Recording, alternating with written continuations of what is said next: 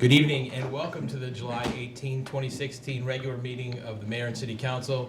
The first item on our agenda is the Pledge of Allegiance. I would like to invite Jim McNulty to the podium to lead us in the pledge, if everyone could please rise.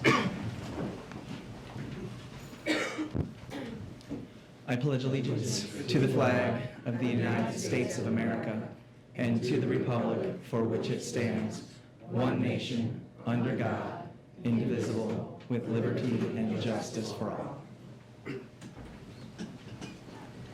Thank you, Jim. Next on our agenda is the reflection, and I'd like to call for a moment of silence and also remind everyone that our colleague Henry Marafa is recovering from leukemia. We hear good reports, so let's keep him in our thoughts and prayers.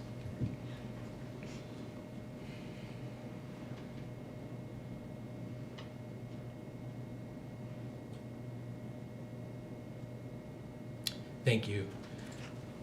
Next, we have approval of the minutes, and tonight we have two sets of minutes. The first being regular session from June 20th, 2016. What is the pleasure of the council? Move approval of the June 20th minutes. Second. All those in favor, please say aye. Aye. Any opposed? That carries 4-0. Next, we have the minutes from the July 5th regular meeting. What is the pleasure of the council? Move approval of the minutes from July 5th. Second. All those in favor, please say aye. Aye. Any opposed? Abstain. And one abstention. So that carries 3-0 with one abstention from Councilmember Wu. Next, we have appointments. And I would like to note one correction to the record, and that is Robert Emard, who is up for appointment to Board of Appeals. The address number is supposed to be 305 rather than 805. So what is the pleasure of the council? Mr. Mayor, I'll move the appointments of to the Board of Appeals, Robert Emard, for a 3-year term to expire in July 2019, and to the Economic and Business Development Committee, a 3-year term to expire in July 2019, to Chandra Wright. Second. All those in favor, please say aye. Aye. Any opposed? Okay, that carries 4-0. I know Chandra's here. Please rise. Is Robert here too? Not here? Okay, let's give Chandra a round of applause for sure.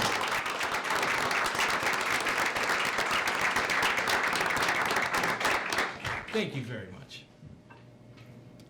Next, we have presentations, and I would like to invite Mayors Pete Fosselman and Dan Pratt to join me at the podium, and I'm going to also invite the City Council to join me as well.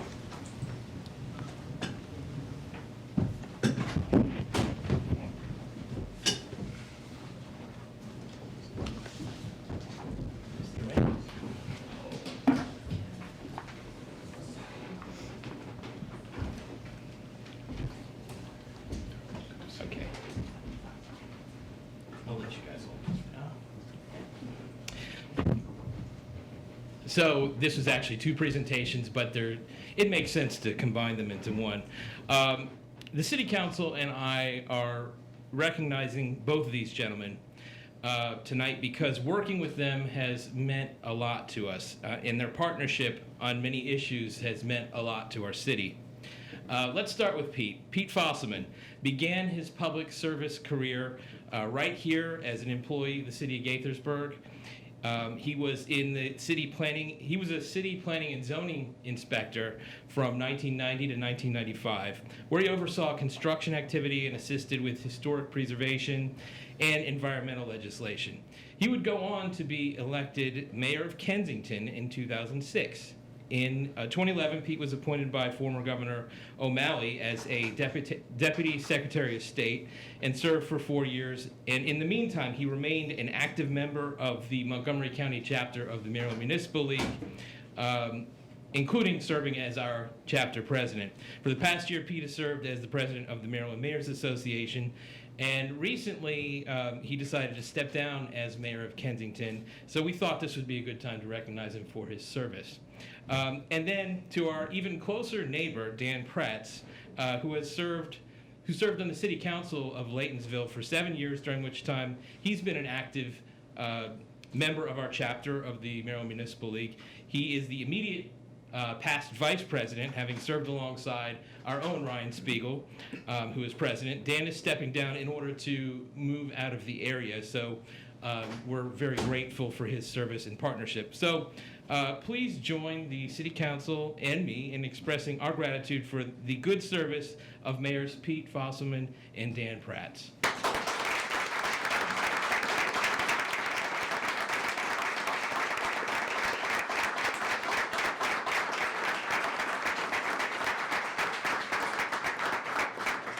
So we have one for you. One for you. Let's get a nice group picture. You guys can.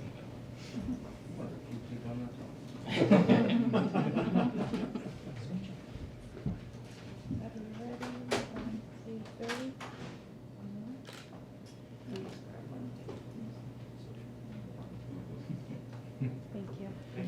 If either or both would like to say a couple words, please, but it's not necessary. It's a, They're mayors. yes. Oh, we have 3 minutes. I will be extremely brief. First of all, I want to thank the City Council, Mayor Ashman, as well as all the residents of the City of Gaithersburg. This is a real honor. It's very special to me, especially because, as the Mayor said, I got my first employment opportunity here at the City of Gaithersburg back in 1990.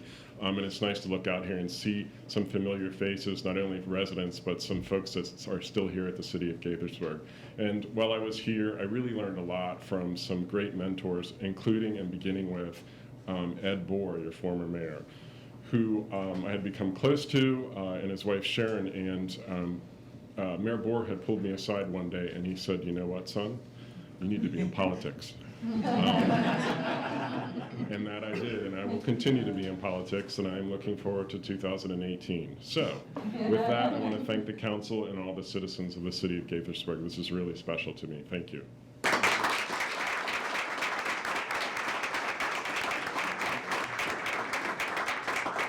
I also would like to thank the mayor and council and the residents and the folks of Gaithersburg. As your next door neighbor, we work together all the time. And I don't know if you know how wonderful it is to work with the folks that you all have on the City Council, but it really is. We've had some great partnerships. We've done some good things. There's a lot of work left to be done. I just wish I was here to do it with you. But thank you very much. Thank you.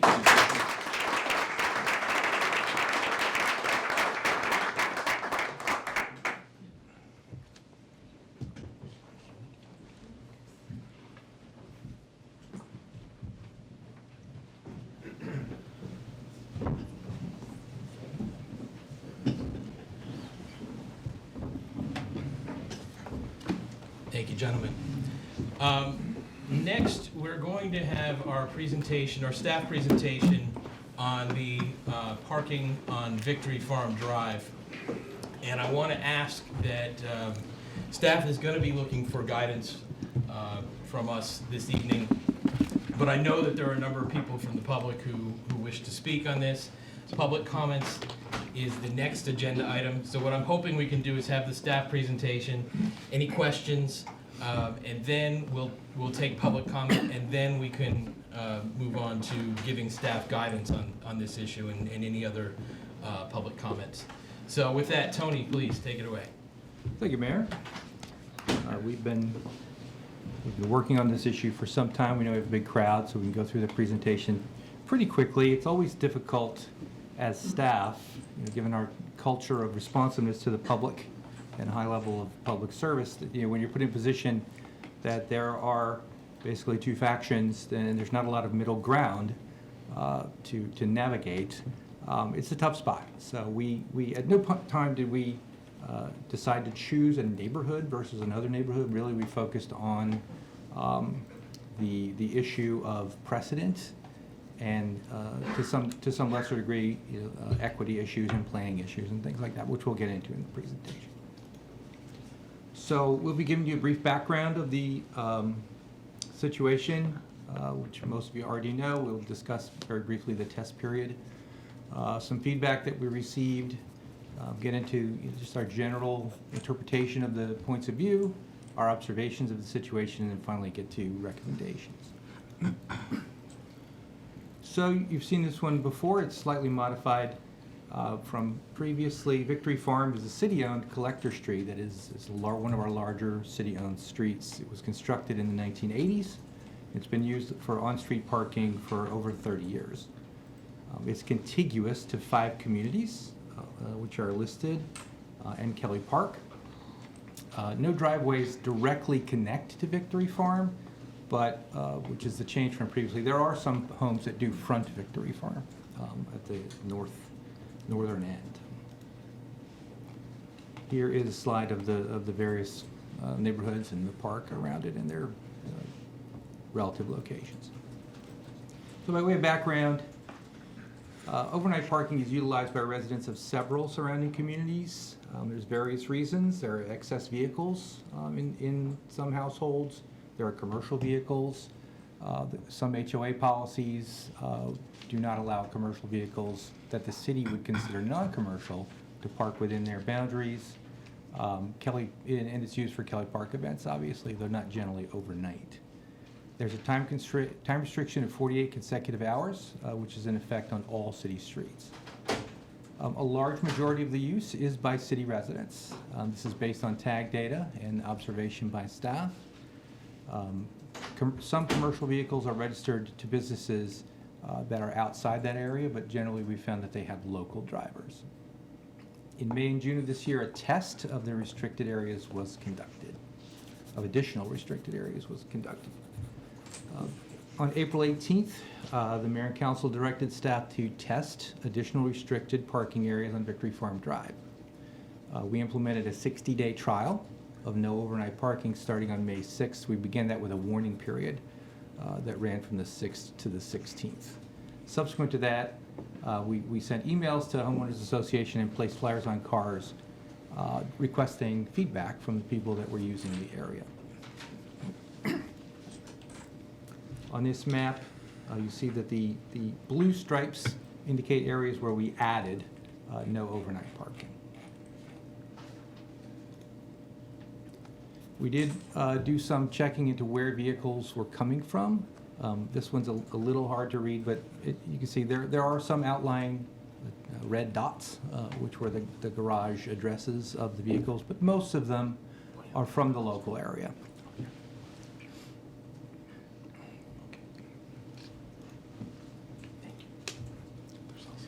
We did get feedback to the emails and the flyers that we put on cars. We received email and phone responses, and we got one personal visit, which was Kevin in Neighborhood Services. We, up to the date that this was put into your package, we received 30 responses that could be categorized as either for or against the new restrictions. We did get other responses that indicated some impact on their neighborhood, but did not state a clear opinion for or against. The highest impact of the test appears to be around Rock Lodge Road. Parking increased around Rock Lodge, where it decreased in the upper ends of Victory Farm. Here are the results up to that date from the various areas. You'll notice that the ones that were for having the restrictions, continuing the restrictions, were in Saybrook, but in other areas as well. And then we had 19 against versus the 11 for. The preponderance of those are from Newport Estates, but also we had some against from Saybrook and Villa Ridge as well. So this is where it gets, it gets a little subjective for staff. And so we think we could generally, and emphasis and underline of the word generally is classified into 2 opposing points of view here. Those that were for the restrictions pointed out that there was less litter and noise as a result of the restrictions, that cars had found alternate areas, so no harm, no foul kind of thing, and many suggested the program actually be expanded. Against the restrictions, city residents who felt like they hadn't done anything wrong were being punished and or discriminated against. Their cars were relocated to less convenient areas, and that public roads that are maintained by all taxpayers of the city should be open to all people.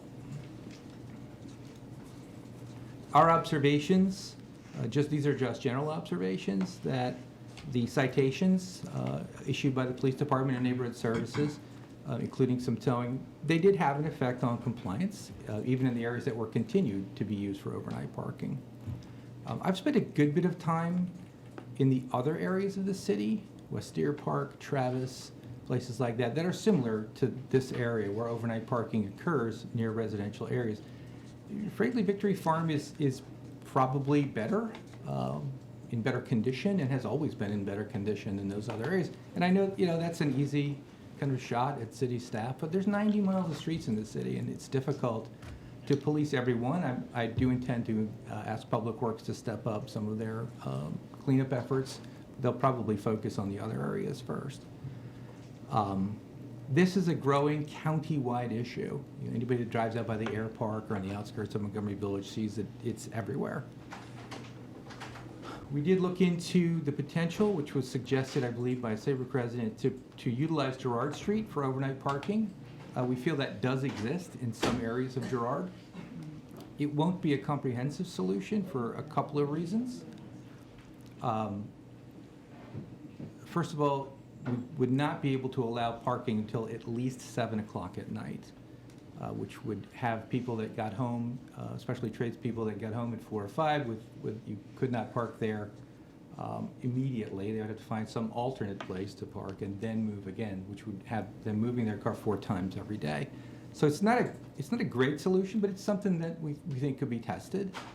Certain areas of it are not wide enough, and the fire marshal would not allow us to do it, but certain areas would work, we believe. We're continuing to evaluate that and see how it could work. So you did crime data.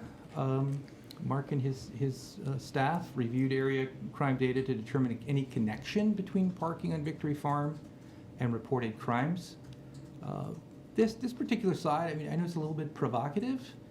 We're not stating that there's no crime in Saybrook or in the surrounding HOAs, and we're not saying that crime went up or down. We're saying that there's no data that the people parking on Saybrook are the ones who committed whatever crimes have been committed over the last few years.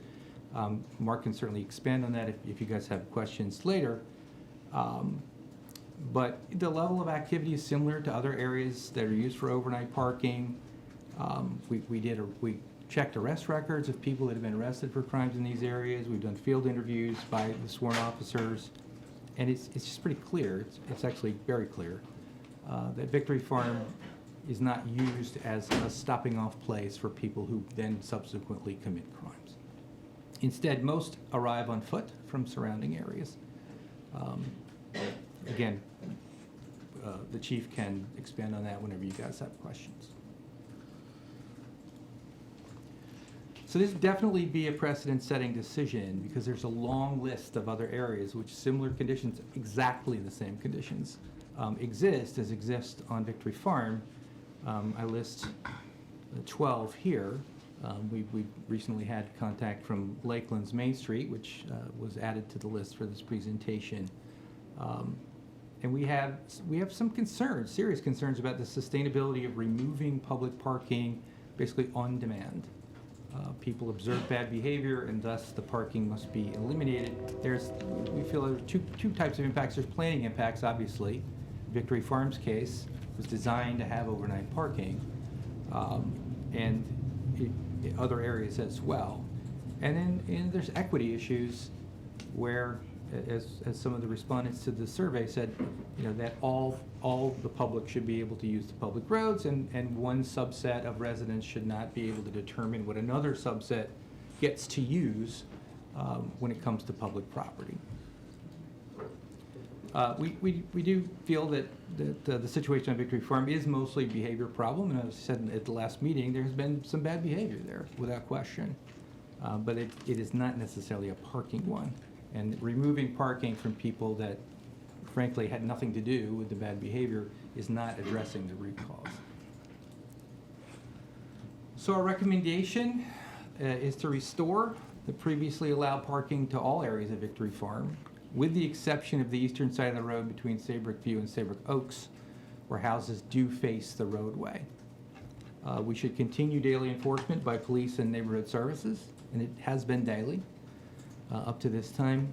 We want to fully evaluate the parking on Girard and implement that if feasible. We believe it is.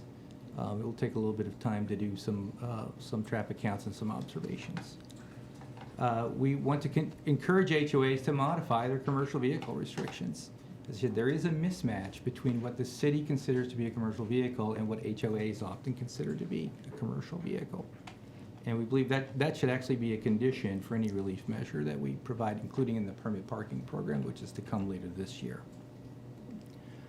And we should continue toward the creation of a uniform permit program that HOA members and other neighborhoods can vote on and decide whether they want in their neighborhoods.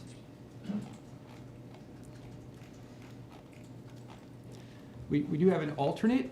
It's a little bulkier. We could continue the currently restricted area temporarily, but not expand it.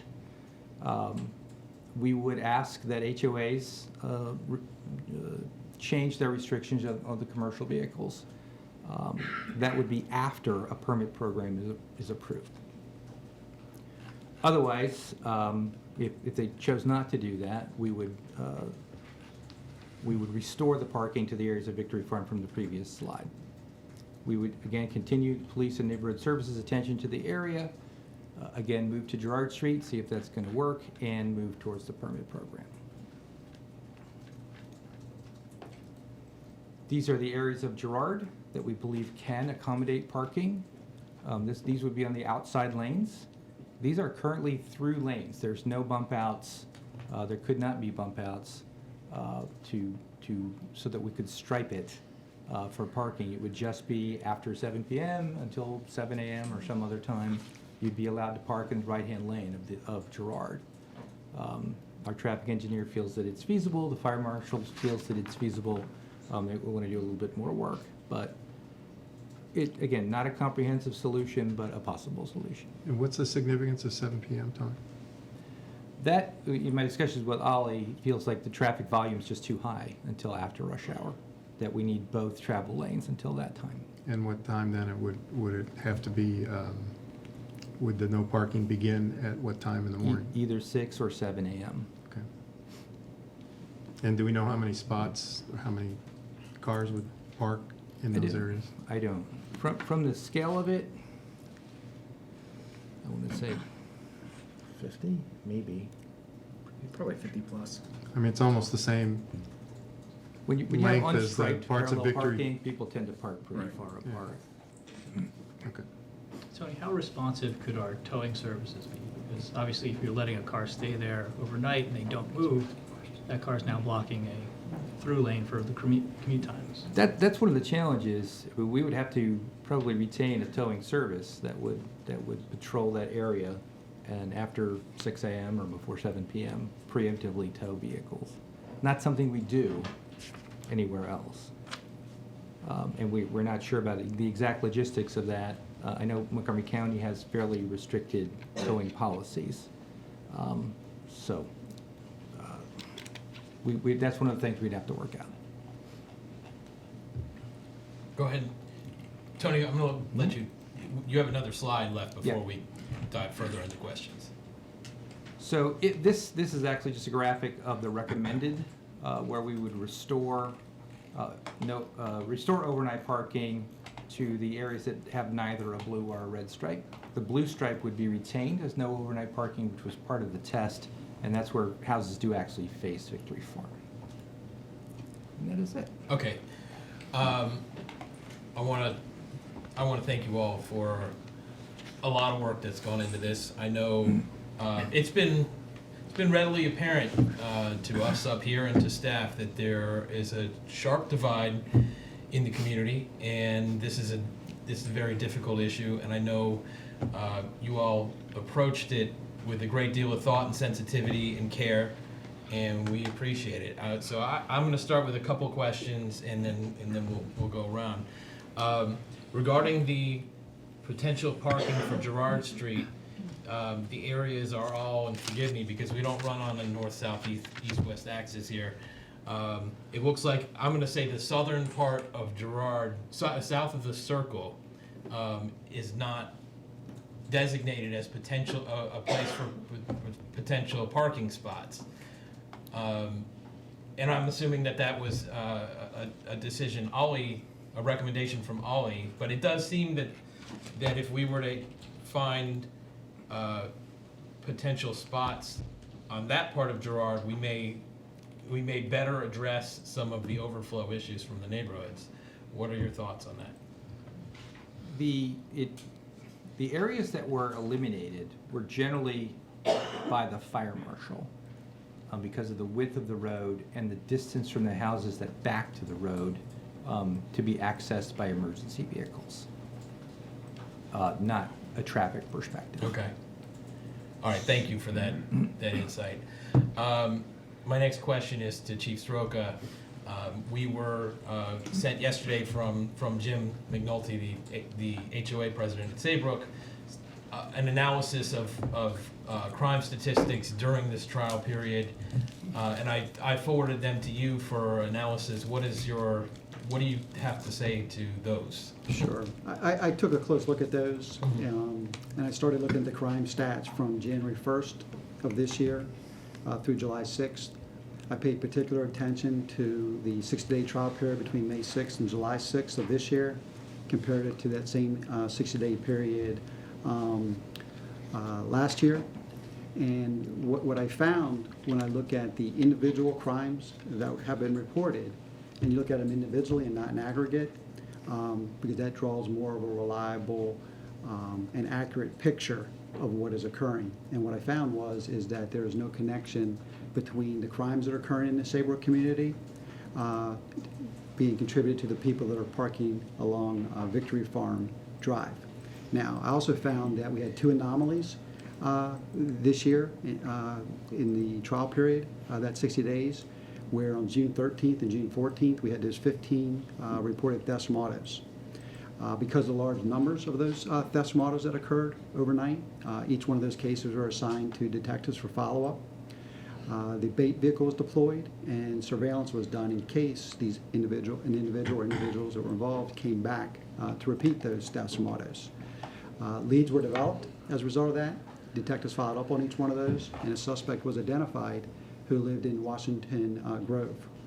He was arrested and charged for thefts from autos that occurred on that same night in Washington Grove. He was interviewed by city detectives at the jail after being arrested for those crimes in Washington Grove. He admitted to being high that night and walking into the Saybrook community, but he couldn't recall if he actually broke into the cars in Saybrook. We didn't have enough evidence to charge him for those crimes because many of the cars that were broken into, there was not property stolen, so it made it difficult to follow up and trace that, although pawn shops were checked for negative results for the property that was identified. On June 19th, we had a reported strong-arm robbery that occurred at Kelly Park.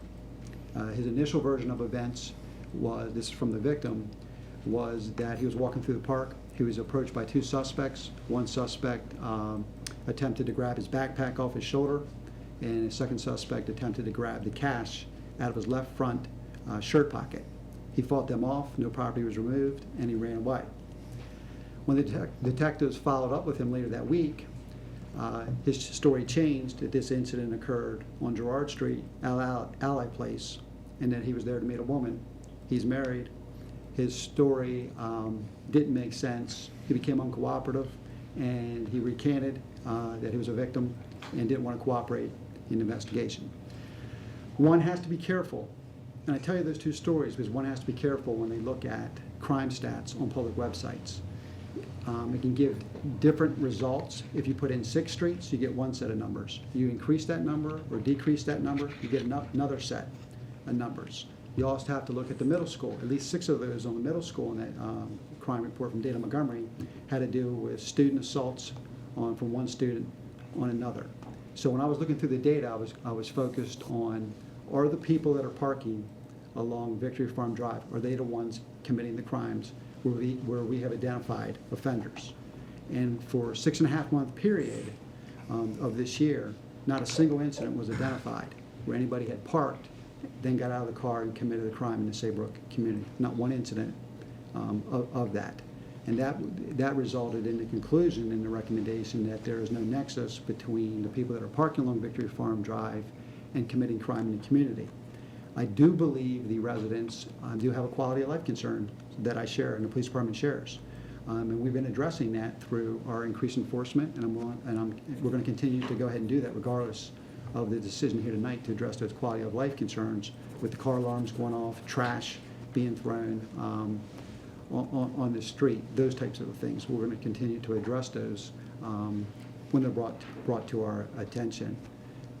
But clearly there is no connection to the people that are parking that are committing the crimes that are identified. Some of these crimes that are in there are sex assaults where it's a family member committing it on another family member that's there.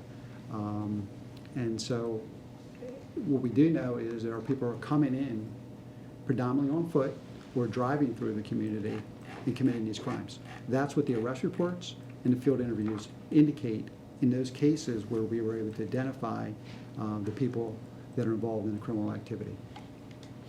Thank you.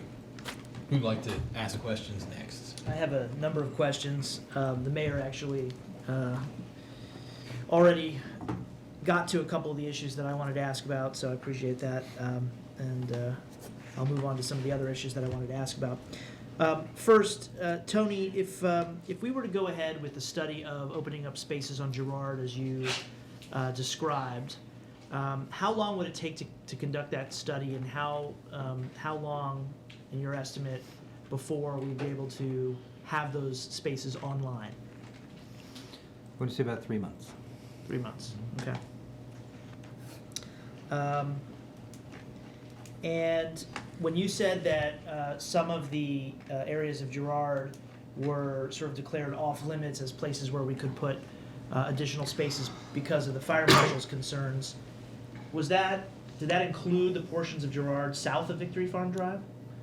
Because I know there were portions north of Victory Farm Drive where there were some markings on the map where they said no. But I think what Judd's question was, and what my question is aside from the portion of Girard between Victory Farm and, forgive me, I don't know what the, is that Summit? Oh. What's that? This one up? Yeah, Summit.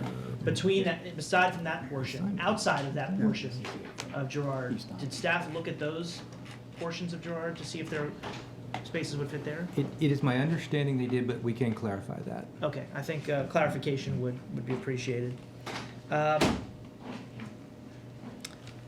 One of the things that I think that's worth clarifying, that I think a lot of the folks who've been following this discussion already know, but I think it's important for us to sort of reiterate, is that there are a number of common ownership communities surrounding Victory Farm that control the number of vehicles that each unit can have, or a number of spaces, I should say, that each unit can have, and that the city doesn't really have direct regulatory authority to say to these common ownership communities, you shall provide X number of spaces for each tenant or homeowner, right? Correct. We do not have that authority. We do not. So when you talked earlier in your presentation about negotiating with HOAs to try to encourage them to change their parking rules, that's more of saying we can provide you an added benefit, but in exchange for that, we'd like you to change your rules, and if you don't change your rules, maybe we won't provide you the benefit.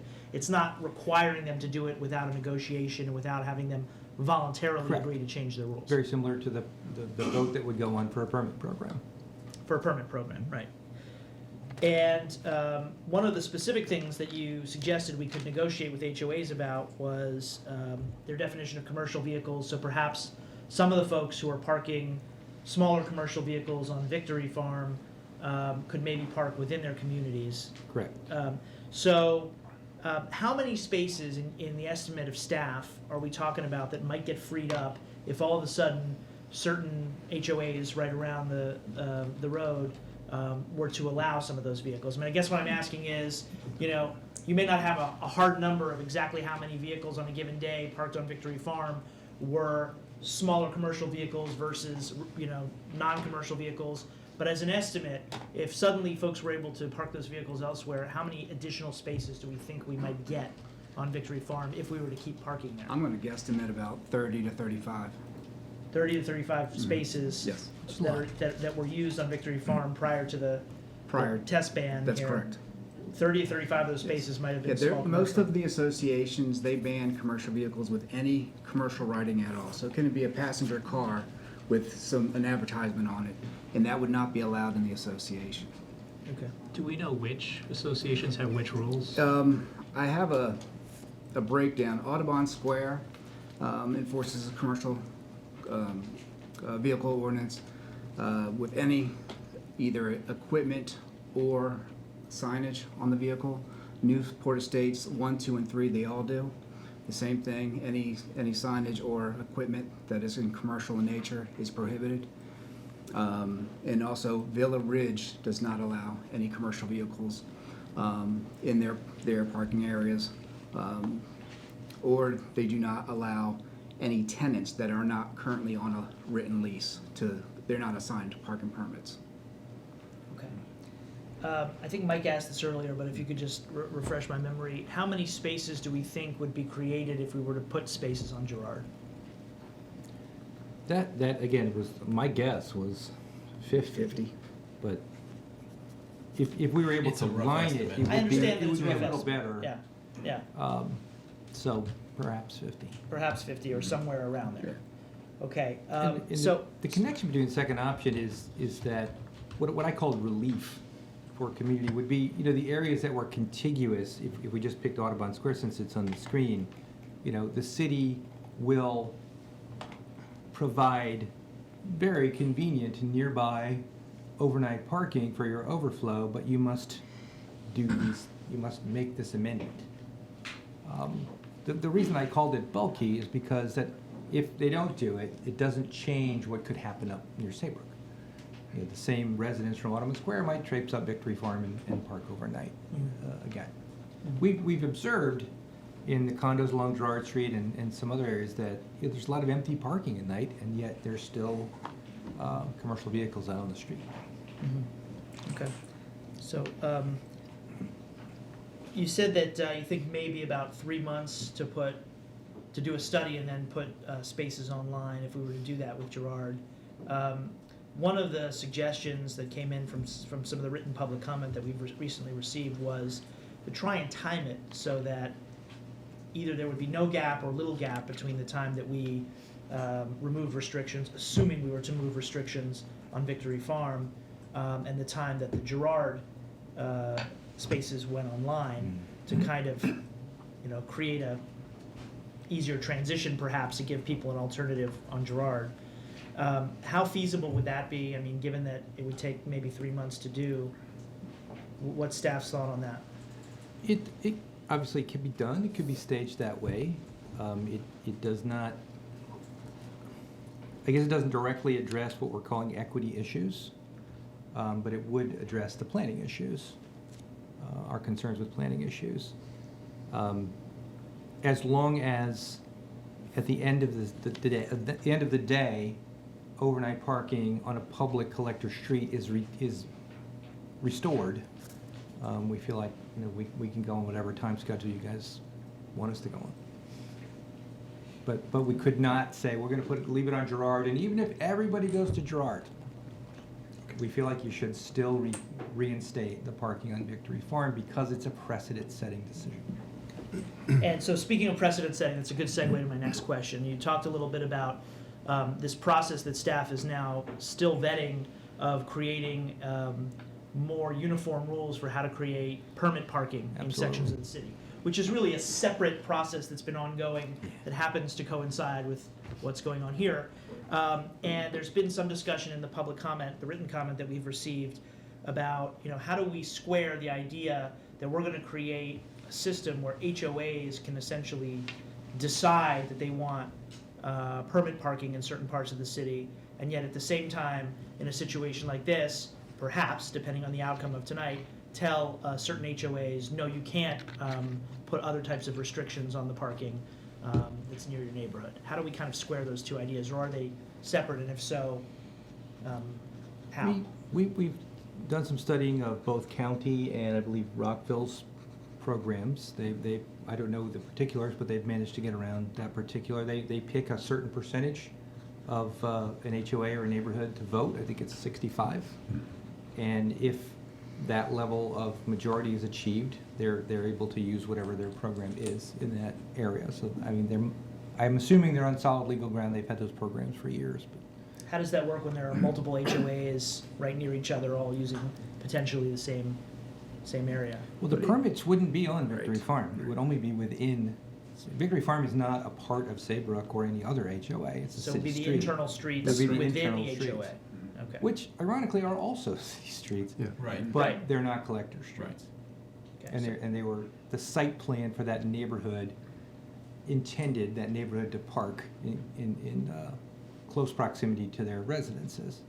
Okay. Saybrook will be I will tell you, will be a difficult permit program to implement because they have a very unique parking structure where we have a single-family community with parking lots. Right. And we're gonna have people maintain that, why should I have to go to the trouble of having this permit to park in front of my own house on a city street? So, whether it passes or not is a different question for a different day. Tony, is it feasible to maintain a permit program on the collector streets, not in the HOA neighborhoods themselves, but on Victory Farm, for example, or Deer Park, or wherever? Deer Park has, on one side, where the houses face the street, there is a permit parking program in place now. That is one of the ones that we characterize as uncontrolled, that we would like to get some structure to after we're able to bring back to you some proposed programs. Some of the neighborhoods, and I'm not sure what the structure of West Deer Park, whether they have an HOA or They do just a not. neighborhood They have a association. civic association. It was civic association, which doesn't really have authority, but Right. this goes way back. Yeah. Would it be within the city's authority to maintain a permit program on the collector streets in addition to the, inside the local roads for the? It could. The question is, you'd have to open it to every city resident. Lynn, did you want to? Yeah, I mean, I think that you'd have to be very careful as how you structured that, because you would have to have uniformity of programs on all collector streets in that scenario. And again, you couldn't limit the permits to any particular neighborhood. So, Go ahead. Go ahead. all right. I had one question about a street that we haven't mentioned in terms of opening to parking, and that's the west or north side of Victory Farm between Fallbrook and Girard. It seems to be wide enough and has a shoulder marked, at least on the maps, to have parking on that side of the street. That's the side closest to Villa Ridge, where there's a sidewalk. Right now, it says no parking's allowed. And I know on the opposite side, that's the inbound lane to Villa Ridge, to the community building there. So, on Victory Farm. On Victory Farm, Jason? between Fallbrook and Girard so it's the upper red, that one. These two. Oh, okay. Well, no, just the one on the top. One on the top. Yeah, the one closest to Villa Ridge. That street is actually 2 lanes wide, and there's a sidewalk. So I was wondering whether some segment of that could also be used as on-street parking. I know the other side of Victory Farm narrows to 1 lane as it approaches Girard, so that it wouldn't be practical to use that, but I'm just wondering why that up the lane where you have the arrow now is not, has existing no parking policy there, when it's actually quite wide. Could you add, I mean, It's always been It's that always been that way, because but we the can, signs have I been- think we're just focused on Girard because that was a suggestion. well, I think if we're gonna look, we've only looked at one section of Girard. I think this is a section of Victory Farm we could look at as well. I don't know about the rest of, Girard between, up to Gloria or Fallbrook, the other end of Fallbrook, where Fallbrook loops around, whether any of that is possible to use for expanded parking on Girard. I agree on it. It's a main street. It's the closest thing to an arterial that might, occur in that part of the city. So I'm just looking at other places that you might consider to expand on-street parking, and that was one segment, probably a few 100 feet long, that would accommodate a few cars as Thank well. So the other question I had is about HOAs, about HOAs and their ability to make changes. Is their parking policy written into their HOA charter or whatever it is? So the HOA board can't actually change that without a vote of the residents, of the property owners, actually, right? That is correct, unless they're written under the rules, but it's probably enforced by their governing documents. So Right. that is going to, they have to follow the regulations of their governing documents to So make even a change. even the issue with commercial vehicles, regardless of their size, is still subject to That's those correct. governing documents. Absolutely. So it's not that easy to change that. No. Even if we want to press the HOA to do that. That's correct. Okay. It would have to go through the process. Okay. No, So I know that's, in my HOA, it's in the covenants, and it It's would in the take like covenants. 80% of the Right. the Right. homeowners. so that's not, I mean, it seems like a logical solution, but it's not a simple solution. And my suggestion would be to, if the residents and the property owners aren't happy with the board decisions that are being made, they can change the board by running for the board and, running the slate of people to take over the board. But it's not that simple. Even a board can't do that. It has to be done by a majority, a super majority of the property owners. So I think that's, in a way, that's wishful thinking and really forces us to think about other potential solutions. So, before I can reach a decision about what to do and what recommendations to adopt, I'm just trying to figure out all of the other places where we might be able to add parking in this section along Victory Farm, from one end to the other. So that was my question, and I guess Go ahead. better. Are you done? I'm done for now. I'm done for now. All right, thanks. Look, I have a fundamental core issue with this entire problem, which is this. When a new development is approved by the city, part of what we do is we get a site plan from them, and part of the site plan is there has to be a certain amount of parking based on how many residents there are. And yet, by putting restrictions in place, This is parked as well. it seems to violate the whole purpose of having that restriction in the site plan. I mean, what would happen if a community, let's just say a condo building was built and they had 100 parking spots and they restricted parking and no one was allowed to park there? Would that be legal? Well, how could we allow that to happen? I don't understand why this is even reasonable that private communities are able to push their parking problems out to the rest of the city. It is very similar to conversations we've had. And I know you're not exactly supporting anyway. In some recent apartment building discussions, that are coming to site plan, owners of the apartments want to charge for parking. And they'll give you one space for your 2-bedroom apartment, and then they want to charge you for another. And we've been discussing how, at site plan, we need to get ahead of that and say, no, you need to accommodate your residents on your site. Had we thought about this 40 years ago, when these particular were built, we might have had an opportunity to do that. We are thinking about doing that going forward. It's also a tricky legal issue to restrict the business of running an apartment. STPs, in my estimation, are very powerful tools for conveying a message, but how it works in real world. The older communities just have exponentially more cars. As they age, houses turn over, and more residents move in, and they have more cars. But one of the points that was made during the course of your presentation is that one of the communities that has objected to this program, the temporary test program that was put in place, Newport Estates in particular, also is one that has significant restrictions on parking, particularly of commercial vehicles, right?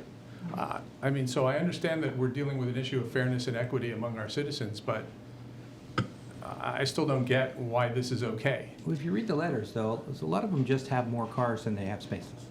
Well, Lynn, can you speak to the legal authority of that Neil's trying to get at? What our authority is to restrict them and how they HOA can use it. Act Yeah. and Common Yeah, Ownership Act. I mean, I think that there's a number of issues here, so there's not one very simple answer to your question. But there are 2 state laws that deal with both homeowners associations and condominium associations that does give them the right to organize and to place certain restrictions on their areas. We also, when new development come in, you know, we do look at those issues as part of the planning process. However, you know, we, at least in the city of Gaithersburg, I know some other communities do, but Gaithersburg has not had a strict approval process of HOA and condo documents. Some other jurisdictions do that. However, because of the restrictions in the state law, there are limitations as to what restrictions the city can place on those types of documents as well. Right, I understand those. So HOA, private ownership communities overall are regulated by the state and not by the city. Correct. So maybe one of the solutions here, I'm just looking for a long-term solution and not, you know, a stopgap solution or a very cumbersome parking permit type solution to this. Do we go back to our state delegates and say, look, this is turning into more and more of a problem, and maybe we need to look at how these organizations are regulated so that they're not pushing their problem out to other people? I mean, I know it's not, we can't wave our magic wand and have our delegation pass a law for us, but that's what they're there for, right? I mean, that may be a long-term solution. I don't know that you could go back and retroactively for a neighborhood that's been in place for a long time and has had approved documents for a long time, go back and say, now you must change your parking restrictions. Yeah, no, I agree completely with the premise of Neil's frustration, but So do I mean, I. yeah, Yeah. to me, that's, you know, I think about that and I run up against the state laws over and over again. What can we do? That's why I asked the question earlier of staff, you know, what authority do we have to regulate the parking issues in these private ownership communities? And we need to continue to think about that and think creatively, but, you know, we do have limitations. Rob, do you have further questions before we go to the public? We do have just a few to clarify what I'm looking at. So on the map on 52,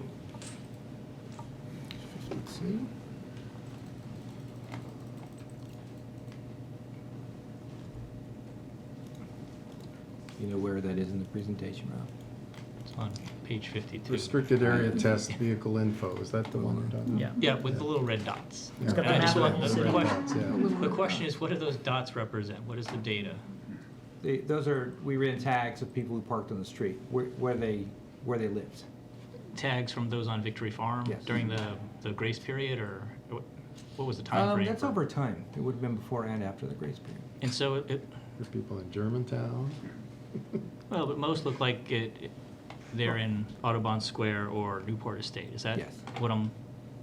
If somebody had a plumbing truck or a cab, they probably live nearby, but the registration is to the business. And then roads that are internal to those communities, so like Audubon Square has Fallbrook Street. Mike and I were just looking at that. Do we know if there's parking allowance on that road and whether it's parked at night? It is heavily parked at night, Fallbrook. Okay. There are restrictions during the day, I believe 9 to 3. So the vehicles do move every 48 hours with that aspect. What about like Teacher's Way? Is that our property or is that parkable? It's very narrow. Okay. And then it looks like the youth center has a small parking lot, but that's, I'm trying to look at where parking could move, because it looks like from the map that the folks that were moved off of Victory Farm did not go into the Saybrook community. From what we received from the input, they went closer. So Rock Lodge. Rock Lodge and Well, Lawrence they can, Circle. yeah, that's fair.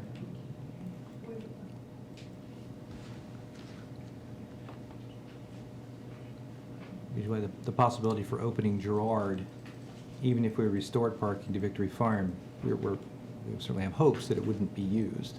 And thus the precedent isn't set and the problem is still addressed. I'm just looking at options for opening up parking where it seems the parking problem is. Can I, I'm sorry to interrupt, but can I just ask for clarification on one little thing that you just said a minute ago, was that this map doesn't show that there's been an increase in parking in the internal streets in Saybrook? I Yep. don't think that's what this No, map shows. I corrected myself Okay, to set okay, to the Okay, correspondence that came in. got it, We were looking through. got it. And then just for my own edification, so Audubon Square is common ownership? Yes, It's not, okay, and Newport Estates, common ownership as well? that's correct. And is Villa Ridge common ownership? Everyone in the communities except Westone Run. And then I saw one comment, it appeared to be from somebody in Villa Ridge. They didn't identify it, but it talked about, it was discussed before, which is they couldn't afford the second parking space at Villa Ridge or something like that. How does that work in that community? Do you know? I believe in most of the associations, they get 2 spaces, and then they get a guest. You can apply for a guest one. I don't know if they charge a fee for that, or what associations do charge a fee for the guest pass. Okay. Is that something we can look into, is the specifics of what Villa Ridge is doing? Well, to what end? To what end? Well, it seems, and this is anecdotal based on the correspondence that was there in the packet, it seems like the the folks that are parking cars on Victory Farm, for example, are coming from Audubon Square, Newport Estate, and Villa Ridge. So I'm trying to find out why they're coming from. And I've heard folks I'm talking to out there who say that, for example, Villa Ridge has a policy that if you're not current on your HOA dues, you cannot park your car on Villa Ridge. So I just want to figure out what's forcing these cars off of Villa Ridge in order to... And just to expand on that a little bit, a lot of the associations, they don't have finding mechanisms.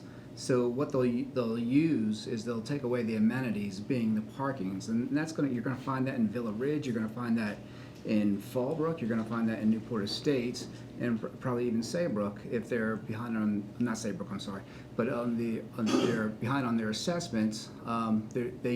They can withdraw either their parking spot or their pool pass, or if they have an architectural violation, they'll withhold a parking space.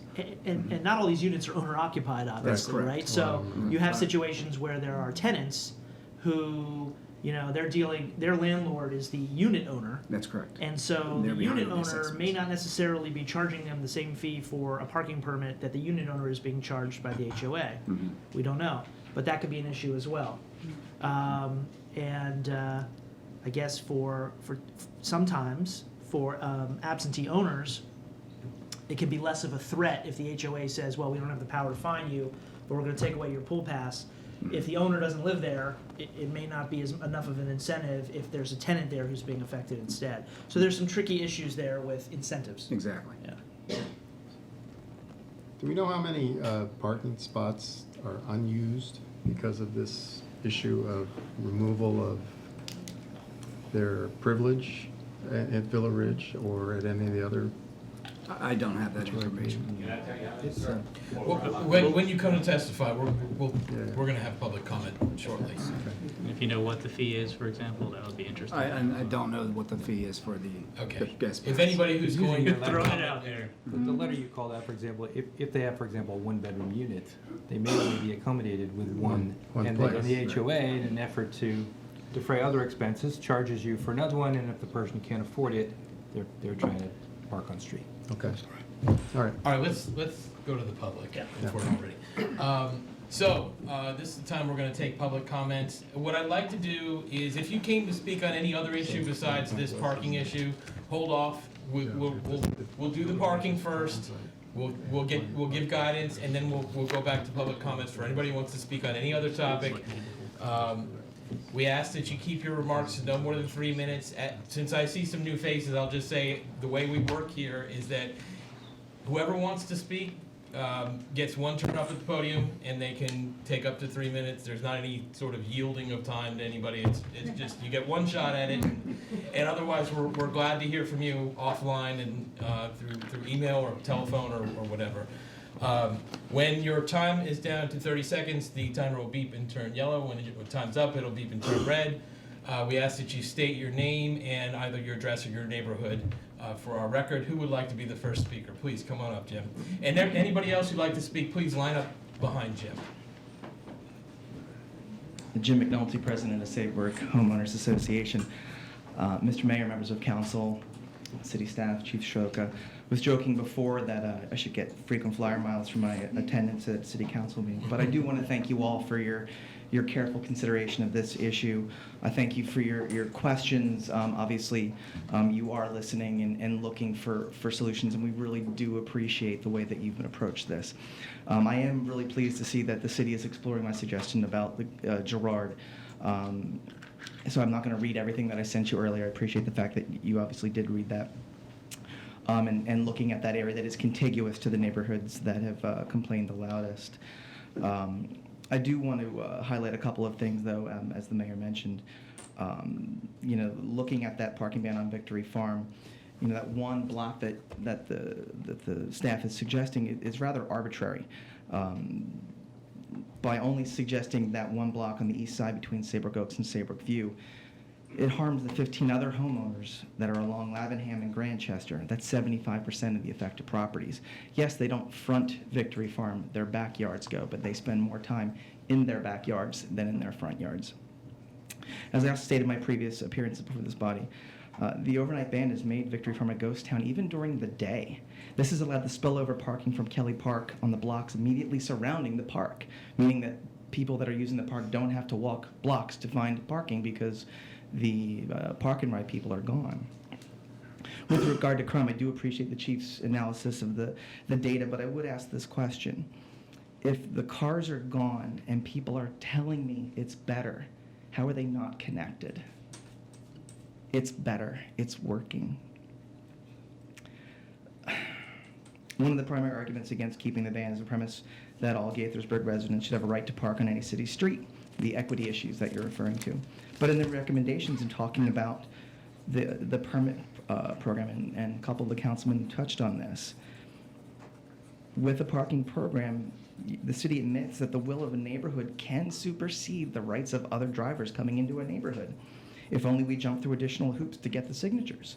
So rather than a small-scale overnight ban on one road, we would impose a permit system that affects all 478 residents or homeowners of Saybrook. This is unnecessary. This success has already been achieved. We respectfully submit that this test is a success, and it's shown that overnight parking ban has eliminated the issues that we came here complaining about. I would also submit that any decision to overturn the Victory Farm ban would be premature until the city has had a chance to explore the Girard option. Or at the very least, wait to lift it until the option on Girard is there so we can see if those folks are then going to Girard or coming back to Victory Farm. Again, thank you all seriously for Thanks, Jim. your consideration of this. Next speaker, please. Thank you. So good evening. My name is Lynn Slepsky, and I live in Saybrook. We brought this issue first to you in October when we started having problems in our neighborhood as a result of parkers coming in. To your point, Mr. Sesma, the only reason that we started having this problem was that Villa Ridge changed their parking policy and suddenly things started exploding in our neighborhood. The parking ban has been implemented solely within the boundaries of Saybrook, even though it's not our residents that are using those places. Since it's been implemented, we've had a huge improvement in terms of the amount of traffic, the amount of noise and random car alarms, trash and litter, people hanging around, and even threatening behavior. I've been threatened twice. Especially, I appreciate the absence of what we call commercial vehicles. We at one point in time, we had a huge commercial vehicle with a trailer with all kinds of pieces of equipment on it. We don't need to see that in our neighborhoods. I'm thankful for the return to quiet. What the posted comments reaffirmed is that the people who are complaining loudest are people who have more cars than what are allowed in their neighborhood. The comments also demonstrate that parking is limited everywhere. I know I told you last month about our village. Our village has 109 homes in it. 22 have no garage or driveway. 5 have only a driveway. For this section, we have 99 community spaces within our area, so we're trying to take care of our own. Our Victory Farm data collection, which we did over 12 days worth of time in October, demonstrated that we had 138 different cars parking in our neighborhood. Those are cars that were not a part of our piece. You asked Mr. Wu about whether or not we have people coming in and parking in our neighborhood. So at 4:45, I couldn't sleep Saturday morning. We had 16 outside cars, and I can show you where they were. There was one even out on Victory Farm when it's not allowed. I made a conscious decision in 1996 when I moved to the city to select Saybrook as my home because it was a covenant-restricted area. I wanted to maintain the look and feel. In our covenants, we don't allow commercial vehicles. However, we don't have problems with our neighbors. They know what the rules are coming in, and they park their commercial vehicles in their garages. The parking ban has restored the look and feel to Saybrook. I ask that you continue the parking ban, and as a member of our parking committee, I look forward to working with Mr. Tomasillo about what permit parking may look like in the future. Thank you. Thank you. Next speaker, please. Hello, I'm Dina You just Saunders. grab Sorry, it. being short. Yeah. My problem. Hi, I'm Dina Saunders. I'm in Audubon Square. I'm a member of the HOA. Since the ban we've enjoyed having it. It's cut down on the amount of traffic at night and the amount of trash we've had. When we had the parking there, we had an abundance of trash from the drivers. They just dump everything, and now it's down to a minimal. Still, our HOA is still picking it up, but I think having that ban there is an ideal thing. And as far as the parking, we have two spaces allowed for each homeowner, and we do have parking permits that we do enforce. We try to enforce, and they have more than two vehicles, and they park on the street. So please continue to have the ban that's going on right now. We really enjoy it. I mean, I can say that for myself. I think some of my neighbors would feel the same way. Thank you. Thank you. Dean, can I ask a question just while you're there, since you're on the HOA at Audubon Square? Have you heard from any of your constituents to the opposite? Because it seems like a lot of the cars that were parking on Victory Farm Drive were from your community. We've seen a lot of vehicles come in and out. They'll park there, and then they'll switch out vehicles. That's because my backyard faces into Victory Farm, so we see the traffic coming in and out of there. But have you heard any of your folks in your HOA come to you and say, well, we can't park our car anywhere, we're upset with this? I personally haven't, unless it's directed to the HOA itself, but a lot of us board members, we haven't heard too many things. Okay. But we do try to stay on top of things. We have our board meeting tomorrow, so all residents are invited to our board meetings if they choose to come. Okay. So- Thank you. Mhm. Please, come on up. Hi, good evening. This is the first time I've been here. This parking issue Would you want has... us to just state Oh, your yes, name? my name is Ann Aragon, and I do live on Rock Lodge Road. Thank you. The problem on Rock Lodge is there's 27 homes with one way in and one way out. Our issue started approximately 5 years ago when Villa Ridge changed how their parking issue was going to be. Now, we have a very small community, and they started parking not only on Larkspur, which is the road coming in, but Rock Lodge. Eventually, there were so many cars on Larkspur that the city did put no parking because we couldn't even get in and out of our community. Now the issue has spread out onto Rock Lodge. In my particular case, they put a no parking sign right in front of my home. I was not even allowed to park in front of my own home. That, after talking to Mr. Roman, was moved back, so I have one parking space in front of my home. We have had not only litter, people have slept in their cars. We have people that have multiple cars that come in, park their car, get into another car, leave, come back. it's become a parking lot. We have people running very fast through our neighborhood, down Rock Lodge to turn around to park. We've had, I've had people sleep in the cars, as I said. There's so much trash. I had a gentleman pee on our tree. We've had people yell at us about different things in our community. I understand that you are now, I mean, we've been living with this for 5 years, but now if you start something on Girard Street, not only do we have parking in front of our homes, we now have parking behind our homes, and we're the only community that that's going to happen to.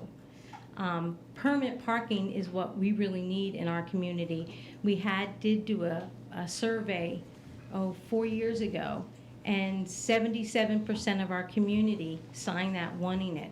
The others, I think there was 2 people that didn't sign it, were a little concerned about how the permit parking would work, and we just weren't quite sure of how it would work. The issue has gotten very bad.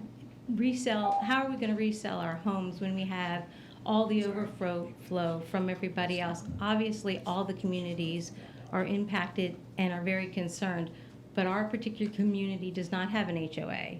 So we don't have any governing factors there. We just have to live with all the debris and nonsense that's been going on for us for 5 years. So I would really oppose the Girard Street, because that means people can throw trash in not only our front yard, but our backyard. Thank you. Next speaker, please. Hi, I'm Sydney Sherman. I also live on Rock Lodge Road, and I think my neighbor said almost everything, but I will say that since the restriction on Victory Farm Drive, the problems on Rock Lodge have increased. We have more parkers. There's at least a dozen cars on our road every night. They come in late, they're very noisy. As one of the gentlemen here said, it's quality of life issues. It really is impacting the quality that we enjoyed when we bought the house on this little cul-de-sac, and we are small, we don't have an HOA. So I wanted to come tonight. As Ann said, this has been a problem ever since Villa Ridge changed their parking situation. And I learned something tonight, because I'm surprised the city does not have authority over the condominiums. That's surprising to me. And it's discouraging to go by Villa Ridge at any time of the day or night. I've been by there morning, noon, evening, afternoon. There are always dozens and dozens and dozens of parking places. And all of those people are parking on Rock Lodge. And it has increased since the restrictions on Victory Farm. Thank you. Thank you. Could I just ask Tony a question, Mr. Mayor? Yeah, please. Tony, how does it work if a community that's not an HOA, doesn't have a overall governing body, how do they request a permit in their community? We would, for a community like that, we would go by the site plan, and there's 27 houses there, and we would put up a vote to that community. That community is completely self-contained, like you said, one way in and one way out. Virtual certainty that they would vote for a permit program. And that would, since it's not a collector street, it's part of an approved site plan, even though it's an older one. It's a pretty ready-made solution for a Whetstone Run type of community, where taking off a Victory Farm has actually made their situation worse. Please, come on. My name is Christine Harris, and I'm here as a community member of Whetstone Run. Again, we also don't have a homeowners association, so we just really don't know who to turn to except for you guys in regards to our parking issues. We have seen a considerable increase in the quality of life with the parking restrictions on Victory Farm, and I'm here to ask that they extend those, because Whetstone Run also has several homes whose backyards face Victory Farm as well, where those restrictions haven't been put in place. So I would also like to touch base on the issue of precedent that the city keeps bringing up. And there is precedent in restricting overnight parking to communities, and Victory Farm in particular. If you go and you look at all of the parking in the air park which is an industrial zone. There is no overnight parking allowed in Air Park. It's marked everywhere. Just to be clear, that's not City of Gaithersburg, but we understand. That's fair enough, but it's still kind of precedent setting. I mean, if an industrial area where some of the businesses actually, the trucks that were parking on Victory Farm were from those businesses in the Air Park. So, I mean, so a residential neighborhood has to take on the burden of the Air Park being restricted parking. So that's not really fair. I think the parking on Girard is probably a good idea. I completely support Rock Lodge. I don't think parking on that end of Girard would be appropriate, but I think allowing parking next to Newport Estates, where a lot of the problem is coming from, would be a very good solution. Also, I mean, I read all the comments that people are writing in and saying, and one of the comments that seemed to be a continual thing was they said that it was too far for them to walk to their properties from anywhere else because they can't park more than 2 vehicles in their neighborhood. Well, I mean, there is a whole big parking garage right across the street from us. Why can't we suggest to them use that parking garage? A lot of people come in and drive onto Victory Farm and get out of their cars and drive off in their vehicles. And they double park on Victory Farm all the time. I mean, school buses are there. We have to drive around these cars, double parking to let their passengers out so they can get into their cars. So it's, a problem. Thank you. So, thank you. Hi, my name is Michelle Shipp, and I live in Newport Estates. Apparently, nobody else in my community sees fit to address this issue. I have a problem with a couple of things. One of them being a remark made by Mrs. Slepsky regarding parking, how the need for parking or the amount of cars per unit has increased as opposed to the amount we're allotted. Now, when our units were built, it was in the 70s, some families still had 1 car or 2 cars. Now, for a lack of vision or whatever, they failed to address the notion that maybe demand would increase as far as parking was concerned. My suggestion would be, I don't know if this is feasible or not, I don't know if this would be able to be designed with elimination or a decrease of criminal activity, potential criminal activity. But there's big space adjacent, it's like parallel to the parking lot in Kelly Farm. There's a huge field used for a dog park or whatever. And I thought perhaps, possibly, a parking garage of some sort would be put there instead of 2 baseball fields. I mean, one I could see, I understand the need for kids to have their entertainment and, exercise and all that good stuff. But parking is definitely necessary. And I have tried to address the parking issue with my community, and it was like, well, this is it, too bad. And I was hoping maybe the city would be able to help us out more in regard to parking. And as far as people sleeping in cars, lock your cars, then don't leave them open unless they. All right. If I can have Your car, lock the car. Michelle, Yeah. please address us. Yes. Everyone else, we're going to be respectful of everyone's testimony. That's the way we do it here in Gaithersburg.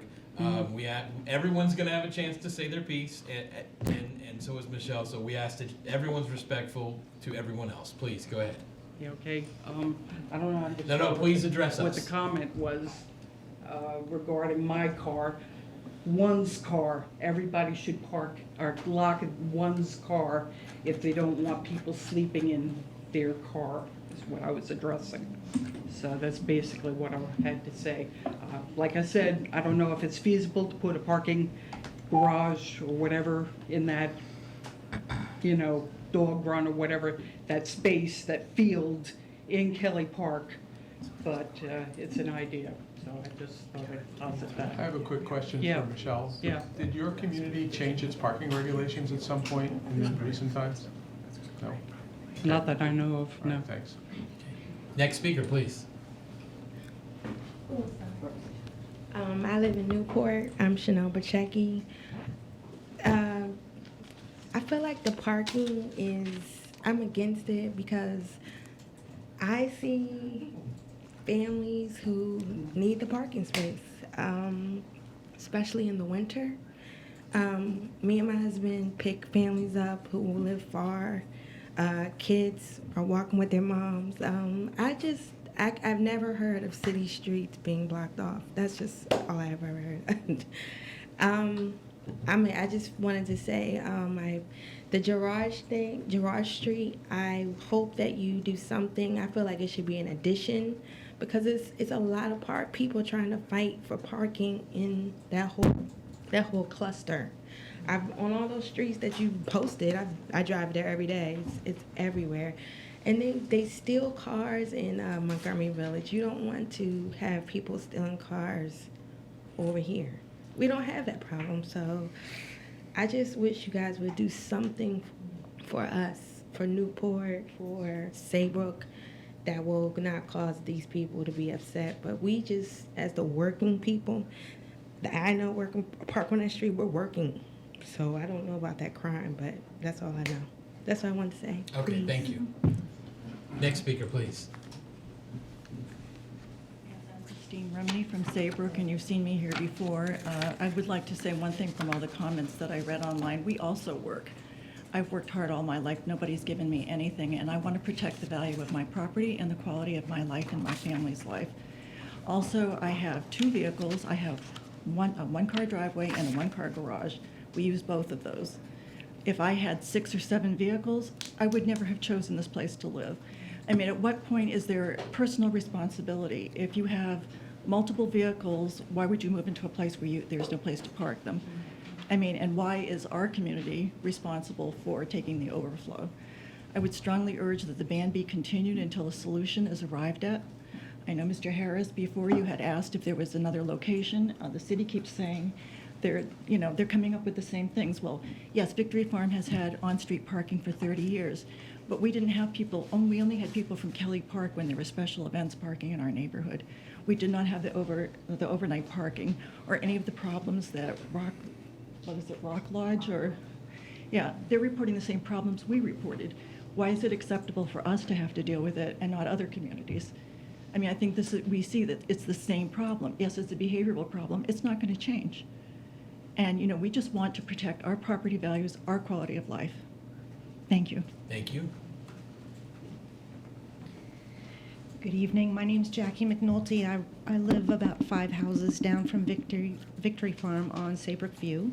The one thing that I have noticed significantly during this ban is that the ability to approach that intersection, taking a left off of Saybrook View onto Victory Farm, has become so wonderfully, delightfully safe and visible on both sides that I would love to see some kind of, perhaps, if there is going to be an allowance to permit the parking back onto Victory Farm, at least for the school buses and for the safety of people going to that intersection, to perhaps push the parking back.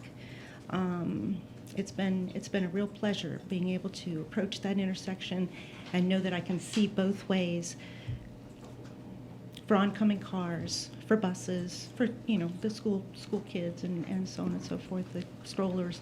It's been really nice. I have to just add one thing. Yes, I've had some spillover across the street from my house. I've seen some regular parkers, trash, that kind of thing. Haven't said anything about it.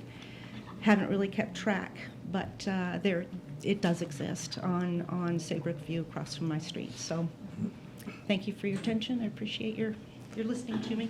Thank you. Next speaker, please. My name is Freddie Aragon. I live on Rock Lodge Road, and my wife spoke earlier.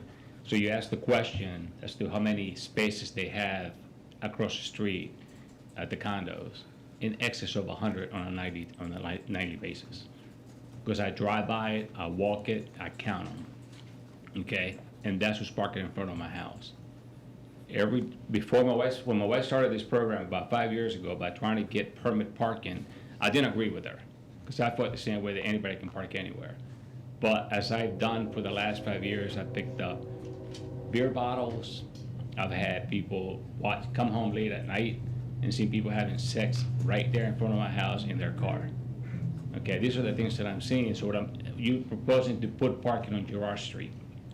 Now I'm gonna have parking in front of my house and behind my house on a 4-lane highway who has a bus route. We've had plenty of accidents at Skylark and Girard Street before all this happened, before we put no parking on that side of the street. So now you're gonna impose more parking behind it. You're gonna ask for more accidents. I think you need to look somewhere else for parking. That's not the right place to look at. There is a camera, a speeding camera, about 200 yards from my house, so that should tell you right there that that's not the right place. It's always busy, the lights are always flashing. So before you go there, you need to think about it. There's a speed camera right there, you guys know it, okay?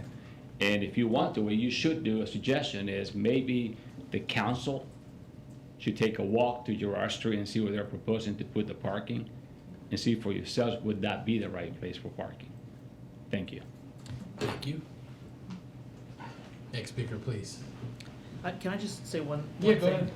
I just want to note, I think it's fair to say that all of us are very, very personally familiar with all of these streets. So in case folks have a question about that, I think a lot of us have spent a lot of time at these neighborhoods, in these neighborhoods, around these streets. So we're not as expert as you are, for sure, because we don't live there. But in case anybody is wondering, we do know these neighborhoods fairly well, and we know these roads fairly well. Please. My name's Scott Chairs, and I live in Whetstone Run. And I think the chief summed it up pretty well when he said that most of the crime that goes on around here is quality of life crime. But I think that's part of what we're talking about here is quality of life. We buy into some of these neighborhoods because we want the quality of life that neighborhood offers. And then to have a problem like parking and some of the things that go along with the overflow parking that come into the neighborhood and create the quality of life crimes for us become a real issue for us. And those of us in Whetstone Run don't have an HOA association to fall back on. We have to rely on the city council and the elected government officials here, which is why we're all here. But it comes out to be a bit, and I think you brought up a good point, that I think it becomes a bit unfair that we should shoulder the burden for some of the neighborhoods that have overflow parking problems. Especially, we generally don't have a problem with the overflow parking of the vehicles. But when Victory Farm Drive is filled up with mainly commercial vehicles, it then begs the question is, because we don't have a homeowners association, we can't say that we don't want the commercial vehicles in our neighborhood? Because that's where they end up, is in our neighborhoods.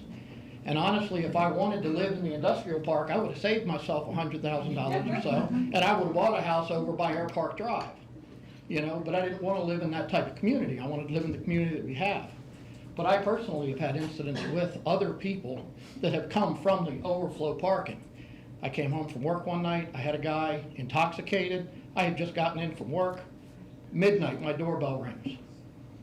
It's okay, I go downstairs and I hear somebody shaking the doorknob trying to get in the house. Turned out to be an intoxicated male.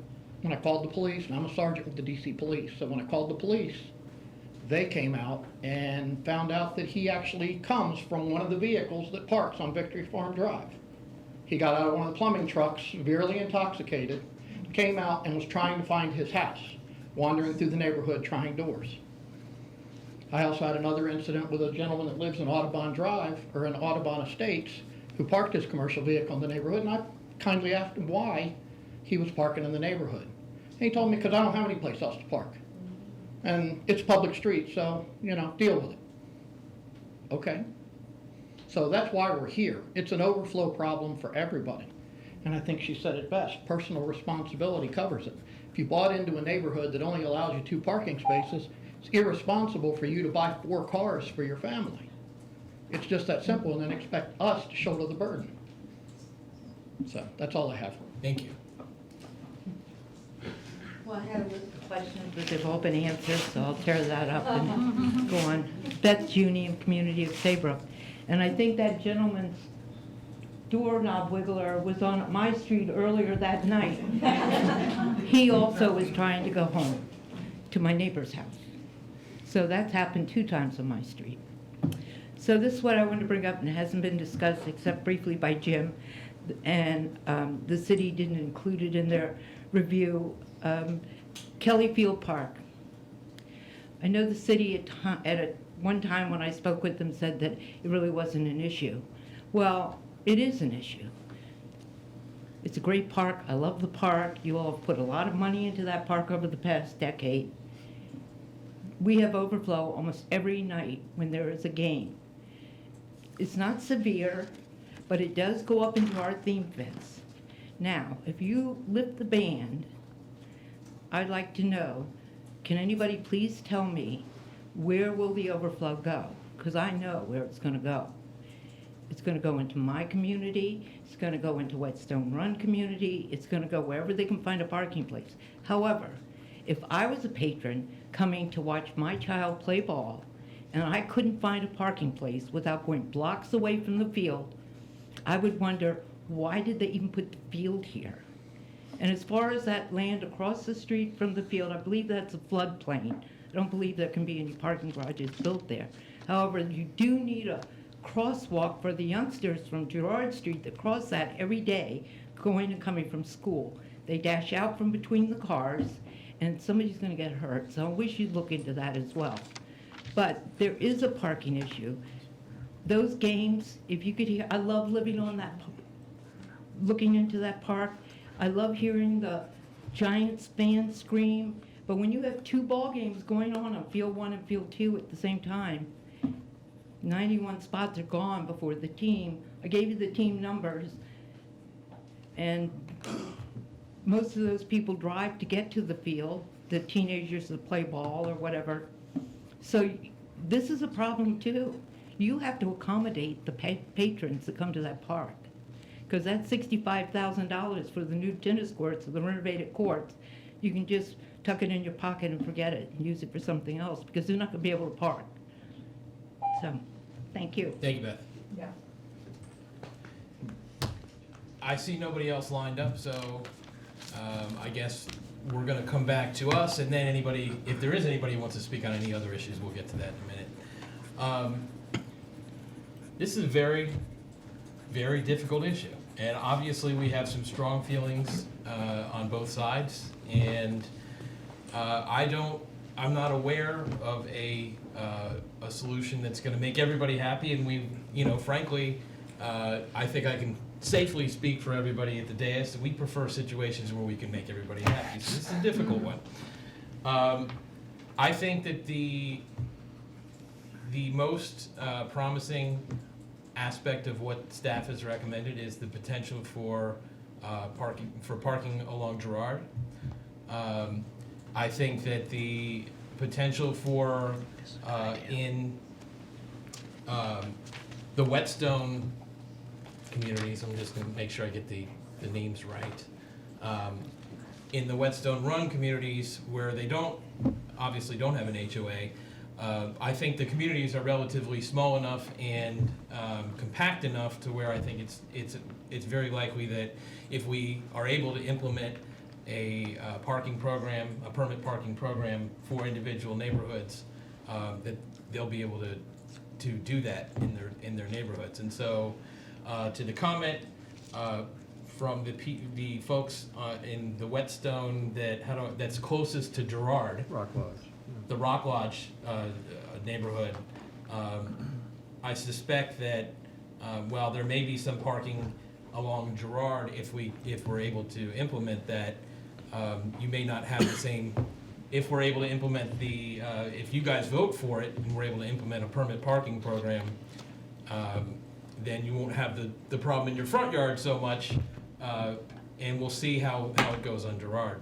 I think from my perspective, the most compelling piece of evidence coming out of this study has been what is the demonstrable connection between crime and the actual parking on Victory Farm, because that's what really seems to have precipitated the issue in the first place.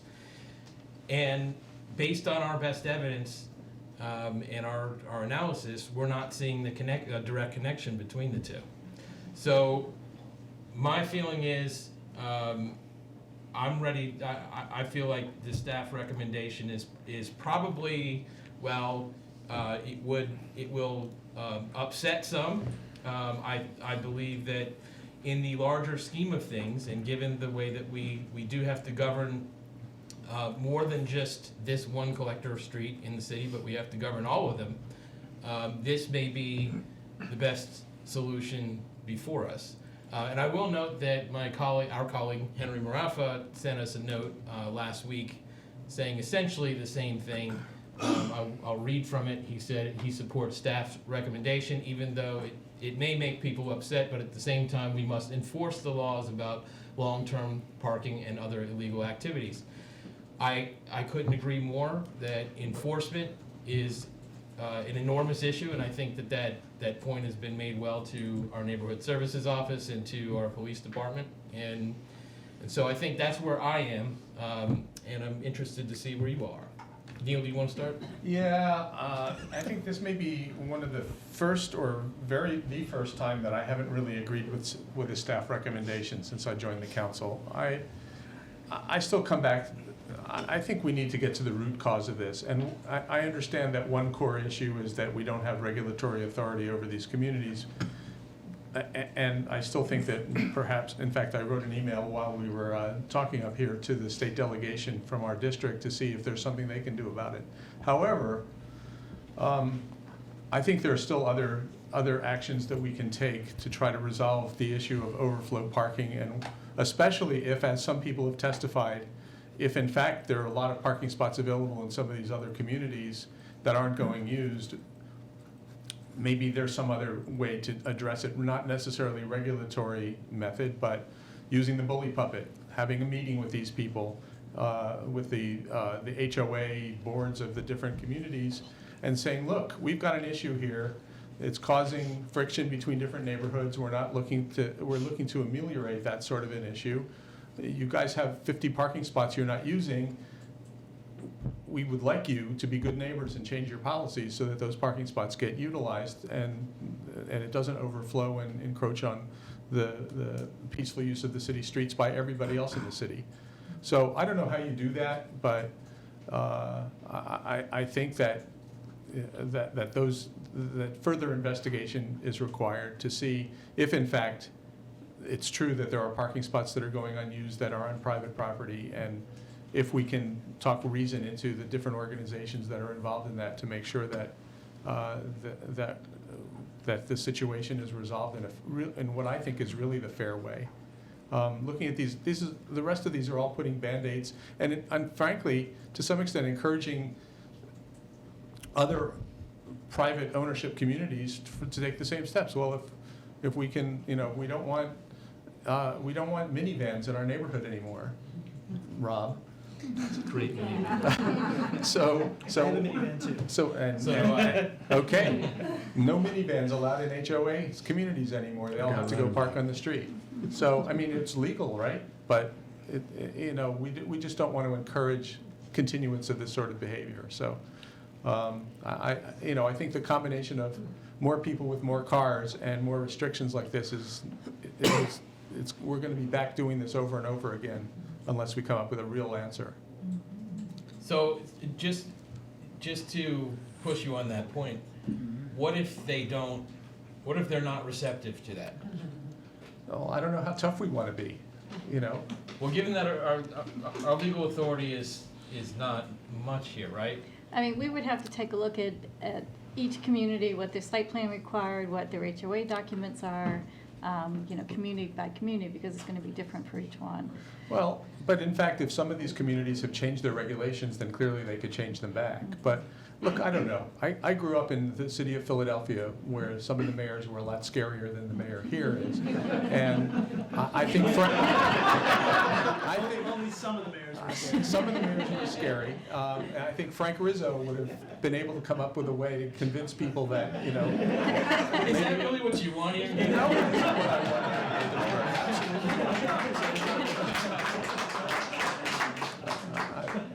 But I think that we're very nice here in Gaithersburg, but at some point you got to put your foot down and say, look, guys, this isn't fair. And if that's what's going on, I'm not even 100% convinced that that's really the root cause of the problem. But I think I don't like Band-Aids. I like finding what's causing this and making sure that we deal with it appropriately. I just want to be clear that if that is an option, if we are able to exercise some control over the HOAs and the excess parking, then I would be in favor of that too. To me, it's an expansion of what's on the table here, but okay. I think Neil was talking about you muscling the HOAs. Yes. Maybe you don't get your snow plowed first anymore, huh? I mean, I don't know. Don't even say it. Don't even say it. Go ahead, Ryan. All right. Well, I'm a big fan of large-scale creative solutions to all kinds of problems that we face in municipal government. So I agree with Neil on this point. However, I think we need to balance the sort of big picture, idealistic desire to do something really impactful for the long term with more of a short-term addressing of the very pressing needs of the people who've showed up here tonight and the communities that they represent. So I think we have to balance, and I often say that up here from the dais that I think we need to balance and compromise competing interests. So I think we should absolutely aggressively pursue whatever our policy and legal options are with respect to talking to different common ownership communities, with respect to talking to the state legislature and seeing what we can do there to give ourselves a little more authority. I think we should explore all those options aggressively and quickly. But in the interim, I still think we need to deal with what's in front of us. And, I really, really struggled with this, and you hear impassioned pleas from people from all the different surrounding communities. I want to be able to address them all, but there's no perfect solution here that's going to make everybody happy.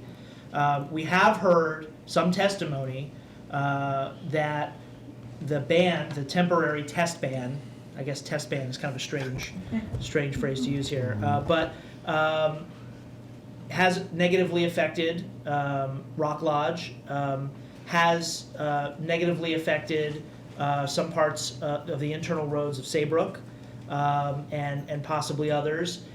At the same time, there have been benefits to the ban. So, I hate to drive staff crazy by saying this, but I think what we need to do is reach a compromise here where we take, the yes, keep the ban option and the no, get rid of the ban option, and we splice and dice it, and we do have, at least in the short term, some Band-Aids here where we are at least continuing a portion of the ban and maybe getting rid of a portion of the ban and trying to figure out, in the short term, a bit of a medium where the folks who have expressed concern can at least be able to get some relief from cars being pushed into their neighborhoods, and the folks who had expressed concern in the first place that created this movement to try and test out the parking prohibition also keep some of the relief that they've gotten. It's not going to be a perfect solution in the short term, but I just don't see a solution that fully embraces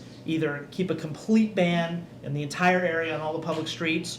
I think the equity issues that have been raised by the staff and by some of the folks who have testified are legitimate. And yet at the same time, I don't think we can just lift the ban completely. So again, that may be frustrating to some, but I think what we need to do is go back through the recommendations made by staff, specific pieces of the roads, and figure out, lifting, and this can be another temporary test for another couple of months, lifting a portion of the ban and keeping a portion of the ban and maybe expanding some of the parking onto Girard. Tony, where do we stand on Rock Lodge Road or Whetstone as the entire development being able to request and implement a permitting program? Is that something that's... We have a work session or a staff presentation in the next 60 days, bringing you the challenges and the current state of the permit parking program, and then making suggestions about creating a new one. Newly implemented permitted parking areas will be a lot easier than going back to existing neighborhoods and saying, you know, there's a new process. So we'll probably start with the new ones that are interested. You know, and it's fairly easy to poll communities and see what they want to do. So it's not that far off. But obviously, you know, depending on how that plays out, while I think it's appropriate in certain places to have a permit program, that's going to push more cars into the public streets, not less. So we're going to need to figure out potentially how to deal with those. Because if there are cars right now, if there are cars right now that are parking on Rock Lodge that don't live there, where are they going to go when a permit plan comes in to Rock Lodge? And we could counter that by, I think someone was here from Audubon Square, a board member saying, you know, we give two spaces per household and the other people have to park on the street, but we don't want that on-street parking anywhere near Audubon Square. So you can see that, you know, the essential conflicts that we have as staff. Those are private. You know, Audubon Square is private streets. I mean, we don't own them, we don't maintain them. They're not public streets. So it's just a different situation. I think it's Villa Ridge. Villa Ridge. So there will not be a perfect solution, as you say. Right. The permit parking will address some people's concerns, but not others. We tried to make it, there was another comment that our parameters were somewhat arbitrary, but you know, we tried to say, okay, there's only going to be permits within neighborhoods. They're not going to be on collector streets. Houses facing the street is something we've already done. It's supportable and it's sustainable. Things like that we're just kind of working through. You mean having a permitting program for houses that face a public collector street? Correct. Okay. For the portion that the houses actually. I mean, I wish we hadn't done it 30 years ago in Westview Park, but we did. So it's there. Okay. Though I will tell you, the people across the street from those houses have resented it every day since we've implemented. So it's just a difficult situation. I guess I will begin my comments. That was the questions. I just want to start by saying that thank you for putting together this presentation. The data in the presentation and the thoroughness is very helpful. And I'd like to thank the communities that have dealt with the last 60 days of our test program, the benefits it gave to some, the hardships it gave to others. What it did give us is data. It gave us the ability to understand what's going on over here. To some extent, it sounds like there's still some questions out there that would need to be resolved. I do agree, or let's say I don't agree with those individuals that are saying, you know, you buy into a community, you have to exert personal responsibility. I mean, I feel for the folks that have cars. I mean, it's a difficult economic climate. Folks are living at home. These days, you need cars to get to work. You know, we don't live in an urban environment. So I understand why people would, you know, those folks writing in saying, you know, we have 4 cars, we need to work, we have to get to our jobs. But on the flip side of that, as a countervailing equity issue, I do believe that communities have a say in their own communities, you know, even if it's city property, and they do have a expectation of quiet enjoyment of their property. I think that's the countervailing issue here. I hear some solutions or proposed solutions that interest me. The one that I think is the simplest one is what Mike proposed, is, you know, why is that northern side of Victory Farm, and it sounds like a lot of cars are coming from Victory Farm, if that is parkable, it seems to be away from other neighborhoods and it should be explored for parking.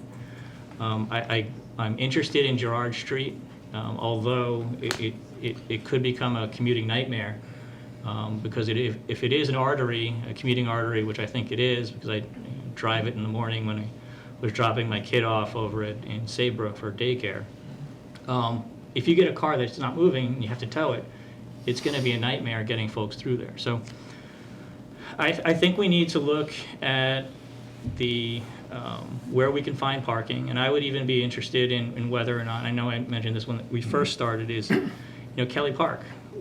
Overnight parking in Kelly Park, particularly, commercial vehicles. I understand that HOAs are putting restrictive covenants, but simply saying tough luck to those folks is I don't think is the right answer. I mean, they can, lobby their HOAs and try to get the rules and restrictions changed, but, good luck. That sounds like a difficult fight. Now, I think that a promising aspect is the permit parking program and giving communities the ability to control parking within their confines, to give them that quiet enjoyment. So I'm very interested in the coming months to hear how we're going to implement that. And then you throw it to the community to give them the option to be able to make those decisions within their respective borders. Until that time, I support keeping the parking bans in place. And I know that puts a hardship on certain individuals that have written into the city, that have come here to testify. But I don't think that we should revert the parking back to status quo ante just to when the parking permit program, or we get other information on Girard Street coming forward, or other places that we can consider parking, suddenly, in the community's interest, putting that ban back in place. So I think in the short term, we should keep the ban in place. I think we should look to opening up this northern side of Victory Farm as soon as we can. And then as we collect additional data on what communities want parking restrictions in their own streets through permit parking, and what streets we can open up, such as Girard Street or even Kelly Park parking lot, we'll consider or reconsider going forward. Thank you, Michael.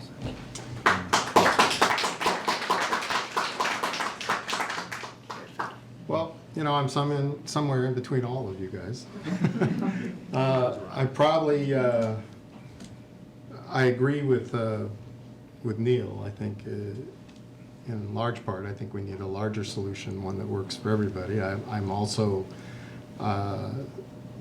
very concerned when one community creates a burden that has an impact on other communities, and it seems like we have that with a couple of common ownership communities in the way they manage parking and handle parking for their residents. One of the problems may be that a number of those residents aren't the property owners; they're renters, and it's somebody else that's responsible for paying those fees and dues. And if they're in arrears, then it's the renter that has to bear the consequences of that. But the other thing that happens is people move into a neighborhood, they like the neighborhood, they bring their family, and their family grows up, and the kids get older, and they need a car too, and that's how you get extra cars. At one point we had 4 or 5 cars in front of my house and on my driveways in my driveway in West Riding. So it was a short period of time, but it still happened, and I wasn't alone in my neighborhood as well. I think certainly we saw the advantages of the parking ban and the benefits of it, but we also saw the direct consequences on other neighborhoods.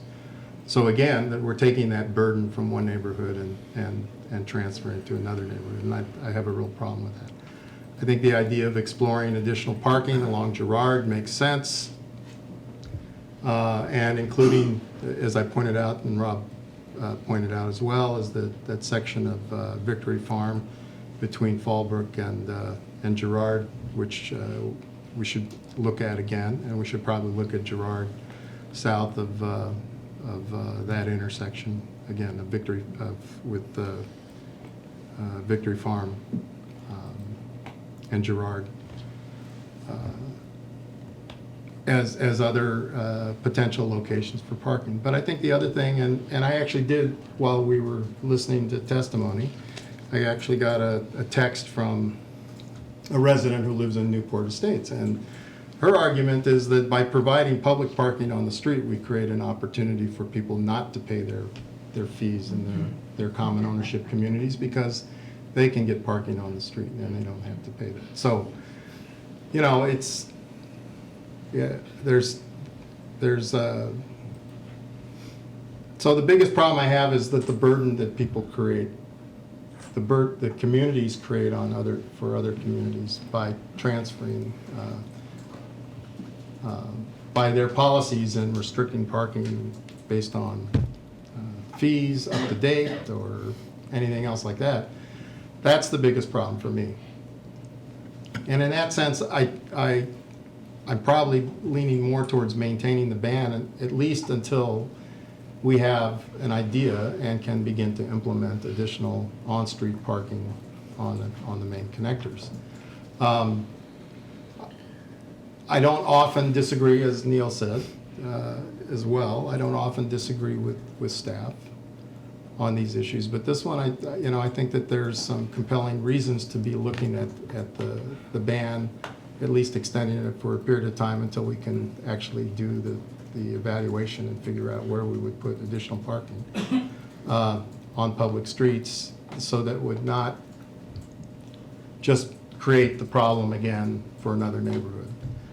I think we do need an overall approach to permitting in the city, but I also don't have any problem with neighborhood permit parking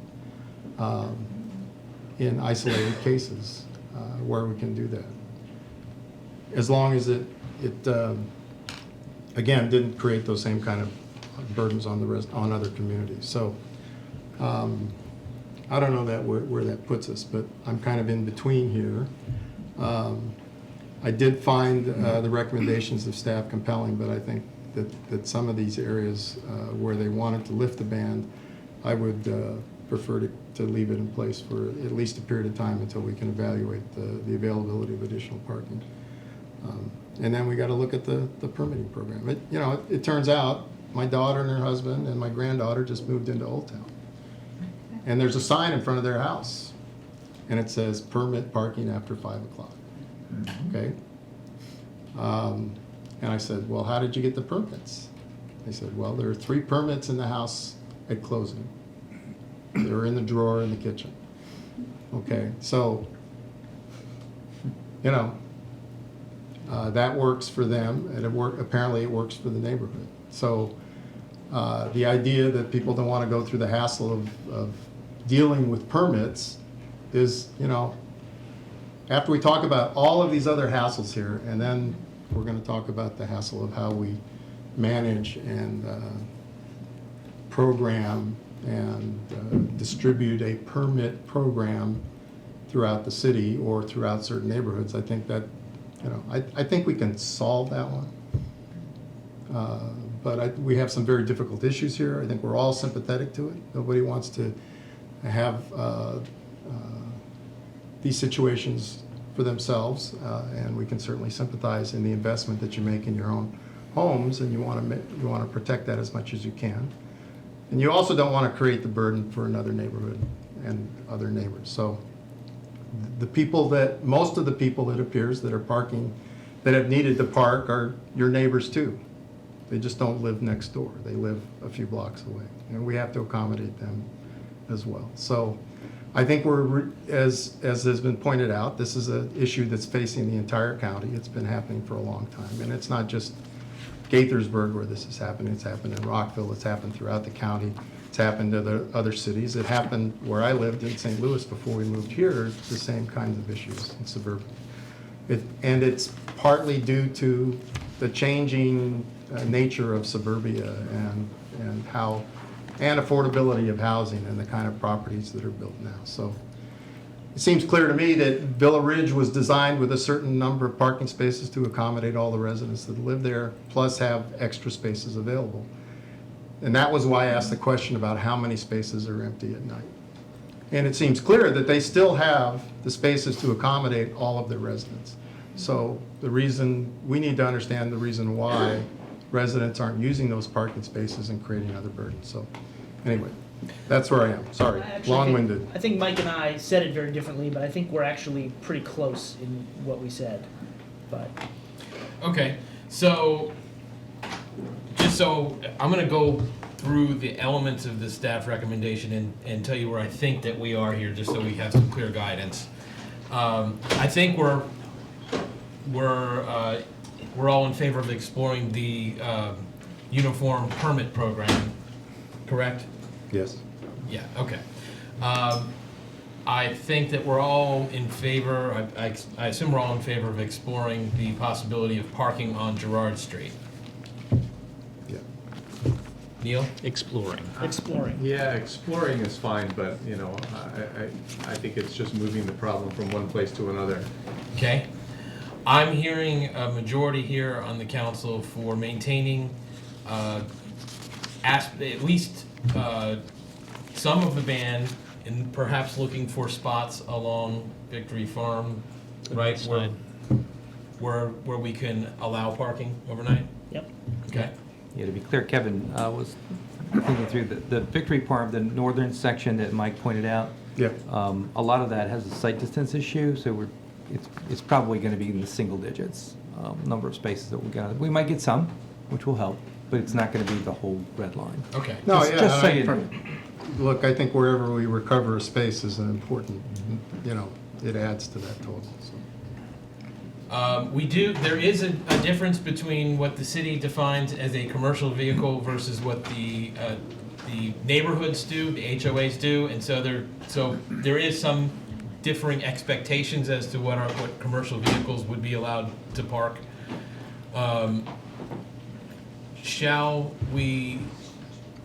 Are we giving guidance to staff to encourage HOAs to adjust their commercial vehicles restrictions? I didn't hear anybody really speak to that point directly, but. The answer is yes. We have to explore with staff what our leverage is. Right. And explore all possibilities for that leverage. I mean, I would want specific outreach to each of these communities as to what their rules are, what they're doing, and why. And I'm particularly looking at Villa Ridge, as Mike pointed out. It troubles me that they've got ample parking available, it seems. And it seems that what we're hearing is they're exporting their parking off-site for some reason, and I just want to know what that reason is. Well, it troubles everybody. I mean, just to be clear, it troubles all of us. It troubles us. Yes. Okay, so Tony, do you feel guided?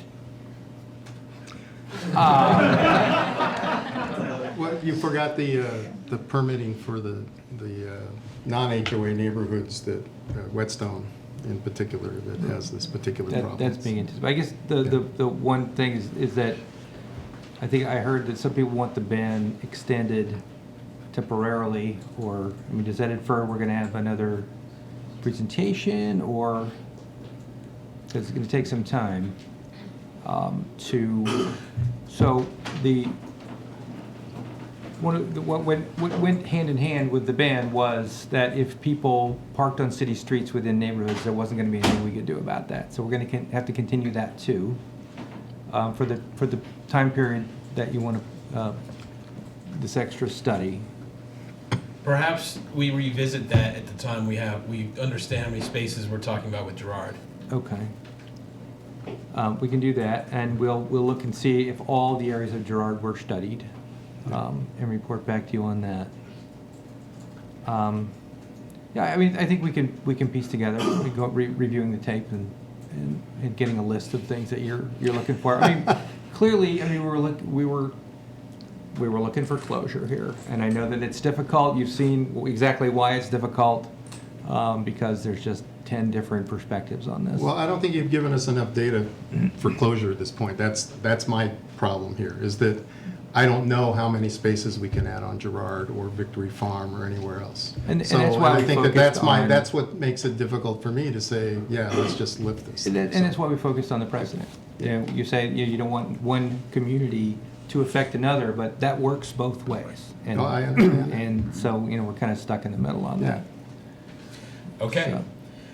All right, so we're still in public comments, by the way. Is there anybody who'd like to speak on any topic other than what we just talked about? Okay, not seeing any. Thank you all for your patience and for your comments. We really appreciate the participation we've gotten from the public tonight and throughout. Next, we have from the mayor and council, and we're going to start with Councilmember Spiegel. Man, it's gonna be tough to switch gears after that discussion, but let's see here. wants to stay and listen to us, right? No, I'm not even staying, so I don't have to worry about what I have to say. I'll be No right one's back. here. Well, let me start by talking about a few events that a number of us have attended over the last couple of weeks since our last formal meeting. Many of us attended the annual Gaithersburg Germantown Chamber of Commerce. Again, we can please have any conversations outside the room, please. The Chamber's Public Safety Awards breakfast on July 8th. It was an opportunity to recognize some very heroic actions over the past year by our fire and rescue service, our county police departments, and of course our city police officers and first responders. So it's always a wonderful event, an opportunity for us to step back and be reminded of the things that they do every day to keep us safe, particularly against this this backdrop of this national discussion that we've all been having about the events in Baton Rouge, and Dallas, and Minnesota, and other places. It's really something that we take a lot of pride in, to have a police department that is community-oriented, that embraces the diversity of our city, that understands embracing tactics of de-escalation and community policing in general. So it was a good opportunity for us to reflect on those bigger issues, and that national discussion continues everywhere and continues here in Gaithersburg, of course, but we are proud of the fact that we think we have a department and a city that is far from a lot of the problems that we're seeing in other communities around the country, and we thank our first responders for what they do for us every day. We also attended the rescheduled fireworks display, which was at a new location this year at Borer Park, and I think we all agree it was an outstanding event, an outstanding venue, and I personally am going to support keeping it there in perpetuity. Obviously, we've got a few kinks to work out with traffic control plans and other things. This is our first year doing it at the new location, so we're going to have to work on tweaking it, but I think overall it's just an outstanding event, and as the mayor very eloquently talked about on social media that night, it was just a wonderful collection of our community, folks from all parts of our community coming together on the lawns at Borer Park, playing Frisbee, laughing, singing, waving American flags, and it was really just wonderful. And of course, the fireworks show itself was wonderful also, but I'm sure we'd welcome input from the public on what folks thought who attended the event, and ways that we can make it better in the future. I also attended the monthly meeting of the Economic and Business Development Committee for the city. This past Friday, I serve as the council's liaison to that advisory committee, and we had a very good discussion about possibilities and the future of Lake Forest Mall. There have been some rumblings of potential redevelopment of that site over the last couple of years. Some of those rumblings have stalled, but we continue to look for ways to take that site and do something really spectacular with it in the coming years, working together with owners, applicants, as the opportunities arise. But it's a struggle for a lot of reasons. It's a struggle for reasons we've discussed many times up here on the dais. The fact that there are multiple property owners within one site, and we're continuing to work on that, and hopefully we'll have some opportunities in the near future to discuss that again. The council agreed just this morning, I guess, to sign on to a letter that's been circulated by our state senator Cheryl Kagan, supporting a request to the governor for $1 million in funding for shuttle buses during the Red Line Safe Track repairs to the metro through the portion that affects Gaithersburg and Rockville. And we're happy to say that just this afternoon, when the governor was in town, he announced that he was going to provide that $1 million in funding for the shuttle buses. And although the metro doesn't run through the city proper, there are certainly many, many people here in the city who use the metro, and we think this will be an added benefit for them as they're dealing with the inconveniences of the safe track repairs. So that's good news, and we thank the senator for her work on that. So the governor was in town today. he visited one of our star employers, Novavax, wonderful and fast-growing biotech here in the city. I know that Rob was there to join him, and I'll let Rob talk a little bit more about his experience joining the governor. Although I have to say, we wish the governor's team had told us in advance that he was coming, and that would have made it a little bit easier for us to greet him and tout some of the accomplishments we've had with Novavax and other economic development opportunities here in the city. But we were glad that we're able to jump into action and find out the details of his visit so we could get someone from the city out there, and we're glad that Rob was able to do that. Cheryl Kagan was also there for that meeting and reminding the governor and others in attendance at Novavax about really the critical role that the city's economic development team has played in courting and keeping and growing Novavax and other great employers here in the city. So thanks to both Rob and Cheryl for that. The governor's transportation announcement occurred a little bit after his visit to Novavax. He traveled to Park Potomac development a little bit south of Rockville and made an announcement today regarding transportation funding to potentially relieve congestion on I-270 and other important transportation and infrastructure projects around the county. And we're glad to see, it was actually his first public acknowledgement that construction of the Watkins Mill interchange, which is a critical project for Gaithersburg, as many of you know, and a project that's critical to all of the county, that it will be moving forward since the RFP had been withdrawn last year. And obviously many of us have worked very, very hard to lobby the administration to change course and get the interchange back on track. So we're glad to see that, and that all the advocacy and the hard work from the city and county officials, the business community, the state legislators, the community activists and residents really helped get this priority back on track. But we need to keep that pressure up and make sure that it stays on track.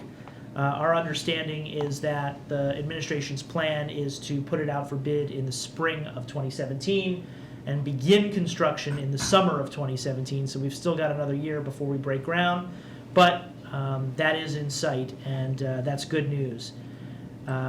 So I think that's all I have this evening, and yeah, that's it. Okay, thank you, Neil. Okay, thanks. I'll be very brief. First of all, the fireworks at Borough Park, I agree. It was terrific. The events earlier in the week on the actual 4th were also great, and it'll be great next year if the weather holds up to have them all in one place. I think it'll be a spectacular day. And I agree, we need to work on the egress situation, but overall it was really, I thought the venue was terrific. And I wasn't able to attend a couple of the meetings I had planned last week because I was summoned to my company's office in Budapest. And I have to say that in the morning I was walking to the office, it's about a mile up the main street, and I was actually the only person I think in Budapest playing Pokemon, since it's not available there yet. And people came up to me, and I thought they were going to ask me about Pokemon, but then they pointed to my Gaithersburg cap that I was wearing and saying, "Oh, Gaithersburg, isn't that the greatest city in the world?" And I said, "Absolutely." I'm glad you folks in Budapest know that. So it was a fun week. That's it for me. Thanks. Was that in English or? They speak a lot of people speak English over there. Mike. Okay, I'll be brief as Yes. well. Everywhere. First of all, it's been, we've had a crazy couple of weeks in the United States. So first thing I want to do is offer my condolences to the people, residents and city officials and law enforcement in Dallas, Texas, and Baton Rouge, Louisiana, and also in St. Paul and Minneapolis. They've been through a lot. Senseless is it's a word that barely begins to describe what we're dealing with, but hopefully, I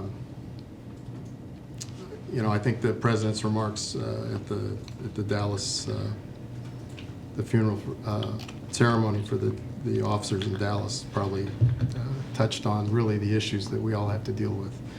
I think we can be pretty proud and certain of how our police force works in the community, and that the policy of community policing is embedded in part of the fabric of our city. So we can be, so I don't anticipate those kinds of incidents here, but one never knows because there's always a wild card, which we saw on Sunday in Baton Rouge. So, and then finally, I want to thank again and congratulate Pete Fosselman and Dan Bratz on their career moves. The next things that they'll do. So again, and then fireworks, awesome. Gaithersburg, awesome. Board Park as a site, awesome. Traffic, not so awesome. We got to do something about that. So anyway, that's all I have. Thanks. Thanks, Mike. Rob. Thank you, Mr. Mayor. Just like to echo the comments that Ryan, Mike, and I think Neil said about what's been going on both in Baton Rouge and Dallas, and how difficult it is. It's far away, but it hits home here. I mean, we have a police force that responds to our community's needs, and we need to support them. So I wish Chief was here, but I'll just say it to Dan, who I think is looking at Facebook right now. He can pass it along. Is how profoundly impressed I am at our police force. You know, since I've been on in November, there's a lot of behind-the-scenes stuff that we get to see, and it is all positive. As far as the comments the reports that we get from our force, and the comments and accolades that we give back to our force because of the absolutely professional job that they do. So we should all be proud in having these folks protecting us. Let's see. I owe an apology to everyone, to Doris and to staff, because I didn't tell them that I was on Army Reserve duty for the last 2 weeks and that I wasn't going to show up to meetings. So you were AWOL from Yes, AWOL from here to actually be at the Army. I did come home last weekend just in time to almost make the fireworks. I grabbed my family. We made it as far as Dogfish Head before we pulled aside because the roads were packed with folks, I guess, trying to get to the fireworks. So we pulled aside and we watched the fireworks. It was a little in the distance, but from what I can see, it was wonderful. Can't wait to actually be closer next year. But we did make the 4th of July indoor extravaganza, which was phenomenal, particularly the way that Michelle and crew were able to make that happen in such a short period of time. I don't know how they found people that put big balloons on their heads and dance around, but that was quite impressive. I would like to see it outside next year, but it's good to know that we have folks that are able to react so well and put together such a great festivity for us, even under trying circumstances. I wasn't going to talk about Novavax, but Ryan's called me out on it, so I will. It was great to go down and see the governor being interested in what's going on here in Gaithersburg. It was great to see Senator Kagan, who was talking and advocating on our behalf to make sure that the folks running the state know what's going on here. I will point out that I didn't get to go into the still room or wherever the governor, everyone put on the little vests to walk into. I had stood outside. And I did get to talk to a bunch of the Novavax folks, and I just wanted to pass along the accolades that they had for the city staff in helping them make the decision to expand here in the city. So just pass that along. And that's pretty much it. We still got more to talk about, don't we? We do. Thank you, Rob. Thank you, everyone, for thoughtful comments about staff and about what's going on in this country. I'm not going to go on at length because I agree with everything that has been said. But I have had a couple of very good conversations with the chief, starting with immediately after the Baton Rouge incident, and I agree with Rob very much in talking about this in depth and vis-a-vis what we deal with in our city every day and how our force approaches their service to our community. We have a lot to be thankful for. Obviously, a stressful situation, a bad thing can happen anywhere, and I consider, we're lucky in Gaithersburg and Montgomery County that it hasn't happened here because it could happen. But we have a positive culture here. We have a culture that relies on a lot of training and a lot of rewards, a reward system for restraint and for clear thinking during stressful situations, and there is a lot of it going on in our department, and so we're very proud. We will not be having a work session next week, July 25th. The next regular meeting of the Mayor and City Council will be August 1st, and next we will go to from the City Manager. We have no City Manager. Next, we will go to our economic development update. Apparently he's counting parking spots in the door. He's painting parking spots on the street right now. Okay, we'll do economic development, then the City Manager. Go ahead, Tom. It's an honor. Thank you, Mr. Mayor. A couple of very quick items. For the third year, the U.S. Small Business Administration, SBA, is launching a Growth Accelerator Fund competition for accelerators and other entrepreneurial ecosystem models to compete for prizes of up to $50,000 each. Nice to report that Biohealth Innovation, or BHI, is a finalist in this year's competition in support of Launch Labs Incubator right here in Gaithersburg. As you know, Launch Labs opened at 708 Quince Orchard here in the city as a partnership between Alexandria Real Estate, the city, Montgomery County, and BHI, where 5 lab/office modules are provided for early-stage life science companies. As part of that partnership, BHI, a nonprofit or public-private partnership which supports progression of early-stage biotech companies from research to commercialization, agreed to provide startup and entrepreneur in residence programs to guide early-stage companies here. This grant will assist them towards that end. Judging will occur later this month, and on Wednesday, I will be participating with the county in a video being recorded on their behalf of their submission to speak about the importance of accelerators like Launch Lab, especially with an economy such as ours, and especially with the shuttering of the Shady Grove Incubator nearly 2 years ago. Wishing them a lot of luck. Secondly, and finally, I think it was Councilman Spiegel a couple of weeks ago who mentioned, after our glowing report on the healthy vacancy rates, we didn't mention the health of the retail vacancy rate here in the city. It was an unintentional omission, and I do want to say that that sector is doing remarkably well as well here in the city. According to CoStar, the current retail vacancy rate in the city stands at about 2.8%. A year ago, that number was 3.1. 2 years ago, 5.6, and back in the first quarter of 2010, it was closer to 6.5.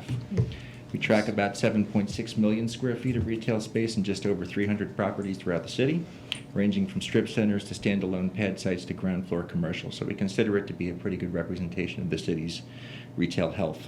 Strong population growth, employment growth, and above average income levels all portend pretty healthy retail markets here in Gaithersburg, but like the office market, challenges do remain. Asking rents are stable, averaging about $23 a foot, up $2 from last year, but still below what we were averaging pre-recession.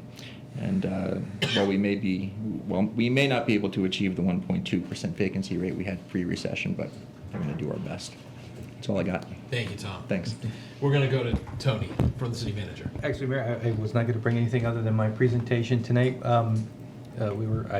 Sorry for my absence. A bunch of us were out in the parking lot continuing the discussion about parking on Victory Farm. And I have a feeling that conversation's not over. For some time. Being an officer of an HOA is just an incredible challenge, and some of them were describing that, and I thought that I should listen to them for a few minutes. But we will, as I said before, we'll get on this topic as quickly as we can and get it back to you as quickly as we can. Great. So next we have ordinances, resolutions, and regulations, and the first item will be, the only item under this will be Lynn Board. Thank you. This is a resolution to release and abandon 2 revertible slope easements. These were created back in 1991 when Catlins Boulevard and East Market Street was originally constructed. The abandonment of these will not impact the right-of-way at all for either of these streets. Typically revertible easements, they're intended to be revertible, they're intended to be abandoned. Many of them do have an automatic reversion provision in them. For whatever reason, these did not. So the resolution that's before you this evening is to abandon these easements. This has become a title issue with the Kettman Square transaction, and they have asked for this to be cleared up as part of that matter. Okay. So what exactly did the easements ease? It's generally for the initial construction of roadways, and it's the area is clearly outside of the roadway and out of the area that we would need to do maintenance. But through the years, through various site plans, the city has approved site plans, so there now are portions of buildings that are on some of these revertible easement areas. Go ahead. So, yeah, I don't have any problem with this. The problem is that the plats that we looked at and the maps just weren't really laid out very well. It would have been nice to have kind of an overall description of these, but yeah, I see the need to go ahead and take care of this issue. It would have been nice to actually have a better picture of how this looked. So I agree. Because the plats all say Long Draft Avenue, and it hasn't been Long Draft. Yeah, they were the initial plats before it was renamed to Killens Boulevard. I think we need to provide, it would be good for staff, not just in the interest of our use, but in the interest of the public that might also have some curiosity about this, of which part of the city we're actually talking about, and which streets in the city. So other than that, I'm ready to move the resolution. Any other comments? No. Okay, so is that a motion? That's a motion. Okay, all those in favor, please say aye. Aye. Any opposed? That carries 4-0. Thank you very much. Next, we have policy discussion. We're inviting Rob Robinson to the podium. I'll go to the table. Okay, the table. Good evening, Mayor and council members. Good evening. Hello, Rob. This is the policy discussion for zoning map amendment Z7262-2016. This is requesting the approval to rezone 4 properties on approximately a little over 15 acres from the C2 and E1 zones to the MXD zone. Up on your screen now are the subject properties. This is 700 Quince Orchard Road, 1 Bank Street, 5 Bank Street, and 14 First Field Road. The proposed sketch plan on the screen now, hopefully, divides the property into 4 blocks. Block 1, which has the existing DRS building, which I'll get to in a few minutes, proposes up to 400,000 square feet of non-residential space with a focus on lab and office uses, but with some ancillary retail and restaurant. Block 2 is divided into 2 sub-blocks. This includes residential uses, primarily townhomes and 2/2s, and would allow up to 175 residential units. Also written in the sketch plan is the ability to possibly do 5,000 square feet of neighborhood scale retail on that site. Block 3, which has the existing office building, and I believe it's the M&T Bank, is a longer out phase project. This would afford up to 200,000 square feet of non-residential commercial uses, including the same uses as shown in Block 1, but allowing potential of a medicinal clinic or a hotel. Of note, because it's being proposed to MXD zone, the 0.75 FAR floor area ratio is still into effect. So actually the grand total of all commercial uses on all the sites combined is 502,000 square feet. So what I said before, if you add those up, it came up over. So obviously there'll be some checks and balances. The joint public hearing for this application was held April 18th, 2016. And the Planning Commission took this up and recommended approval of the application during their June 1st, 2016 meeting with 4 conditions. I would like to focus in on the screen now condition number 4. Prior to the public hearing, during the public hearing, and subsequent to the public hearing, there's been a lot of interest and concern about either the reuse, the redevelopment, or the full redevelopment of Block 1, and in particular the DRS building located at 700 Quince. We are very, as I mentioned in the staff analysis, we're very cognizant of this and aware of it, and we understand the concerns. However, those specific concerns aren't necessarily a sketch plan rezoning concern. They're more of a preliminary subdivision concern. And there's been a lot of discussion about phasing conditions and the like. We feel in many ways that's more appropriate at the next stage. And taking all of the issues that we heard both from the council, from the public, from Tom's Economic Development Shop, from the Planning Commission, we put forth this condition number 4, which actually has 3 parts. Basically, what this condition says is that the initial SDP cannot be just Block 2, cannot just be the residential. You have to include Block 1. So that shows you're going to have to figure out how you're addressing Block 1. It also has to discuss, because one of the issues is with adaptive reuse that was brought up was, well, how are you going to park it?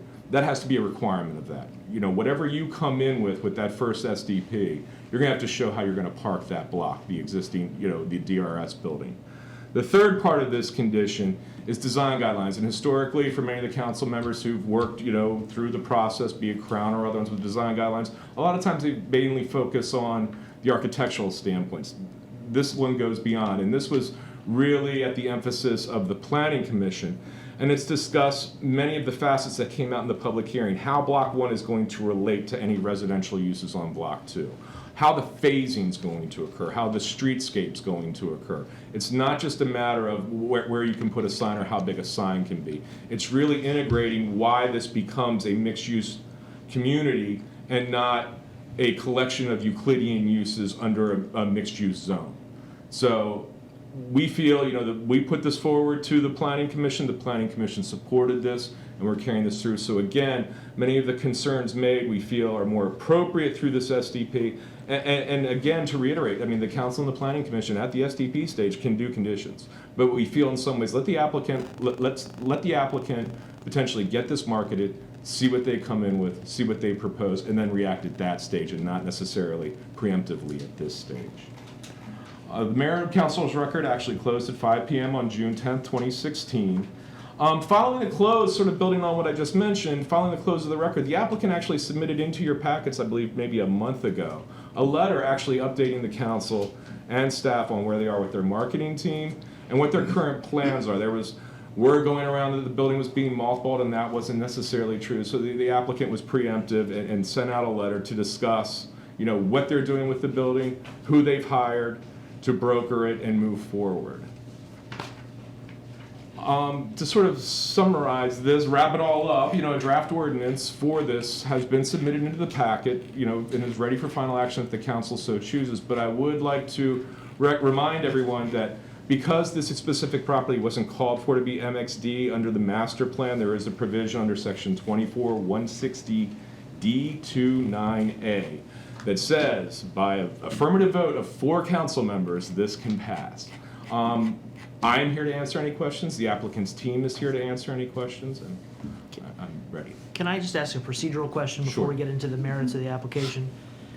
Rob, you mentioned that there was a letter that came in after the record closed. Do we need to reopen the record in order to accept that letter? Otherwise, we can't consider it, right? Right, Lynn? Yeah, that would be correct, yes.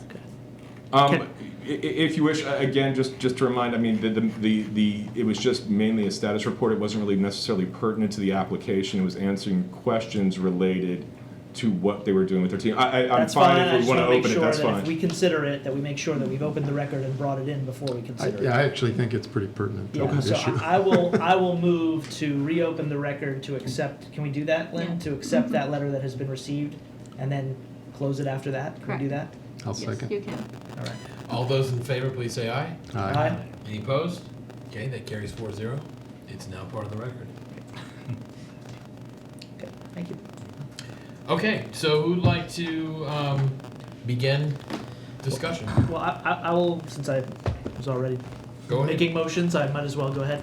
I'll start by saying, you know, I think for a number of us, as Rob has said in his presentation, we've struggled with how to address the question of the block that includes the DRS building and the concern that if we don't do this the right way at the rezoning phase and also, you know, at the SDP phase, we could end up with a situation where we make it too easy for an applicant to build out portions or blocks of a property and leave the remainder.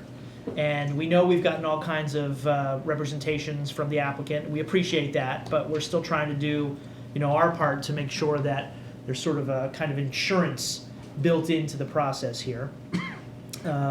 Because we, you know, you never know what the future holds, and so, you know, we want to build that in.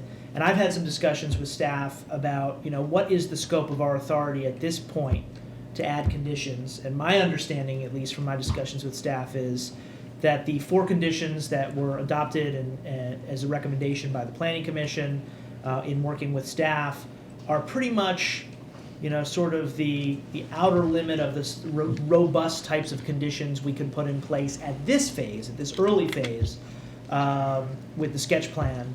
and the rezoning that would allow us sort of tee it up so that at a later phase, at the SDP phase, as Rob mentioned in passing, we can add additional, more specific conditions that would effectuate the conditions that have been placed into this earlier sketch plan. And that makes sense to me for the reasons that have been stated. But I do want to sort of take this opportunity to advise the applicant, advise the public that in my view, there will need to be more specific conditions placed at the SDP phase that effectuate in more detail the policy idea behind these 4 conditions that have been brought forth and recommended by the Planning Commission. In other words, how do we implement in the details the same ideas that are reflected here, even if they're not necessarily hashed out in great detail at the early sketch phase. So that's where I am. I am supportive of moving forward with the application as long as we all kind of have that understanding and have the opportunity at the SDP phase to implement those conditions. And they could be, tough conditions. So, because we want to make sure that that those policy ideas are protected. Can I just say ditto? Is that good enough? That's plenty good. But I do want to ask one thing, and this might be putting Mr. Lonergan on the spot. Economic Development has been our principal advisor on the viability of this project outside of the zoning issues and the construction issues. And as Ryan said, one of the focuses is the concern about the ability to see the commercial aspect of it to fruition, which we all want to see. So just want to ask Tom, if you've reviewed the recommendation 4, at this stage, is that acceptable in your eyes? And if you haven't, just go sit down. I'm just kidding. We reviewed it, and it gives us as much comfort as we're going to get for it. Thank you. That was a diplomatic answer. Mike? Well, it's interesting. I think when we started to see proposals on this project, it was interesting that Henry and I were in almost total agreement of what should happen with this property and our major concerns about the economic viability of a plan to maintain the kind of research, development, our R&D facility that had been there for years and would fit well with the rest of the park. I think we're both kind of skeptical about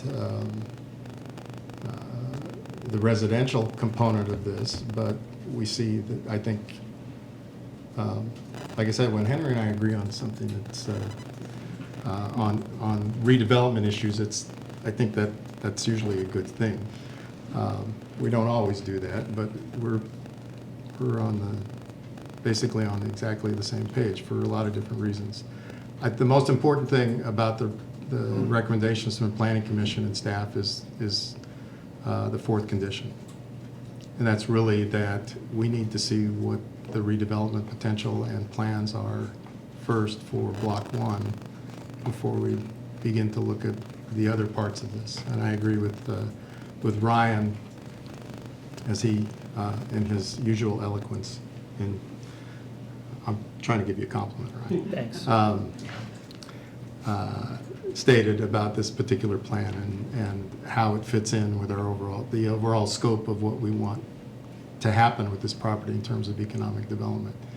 MXD provides a lot of flexibility in terms of that, but we want to make sure that we're not just creating another commercial retail site that's going to end up pulling retail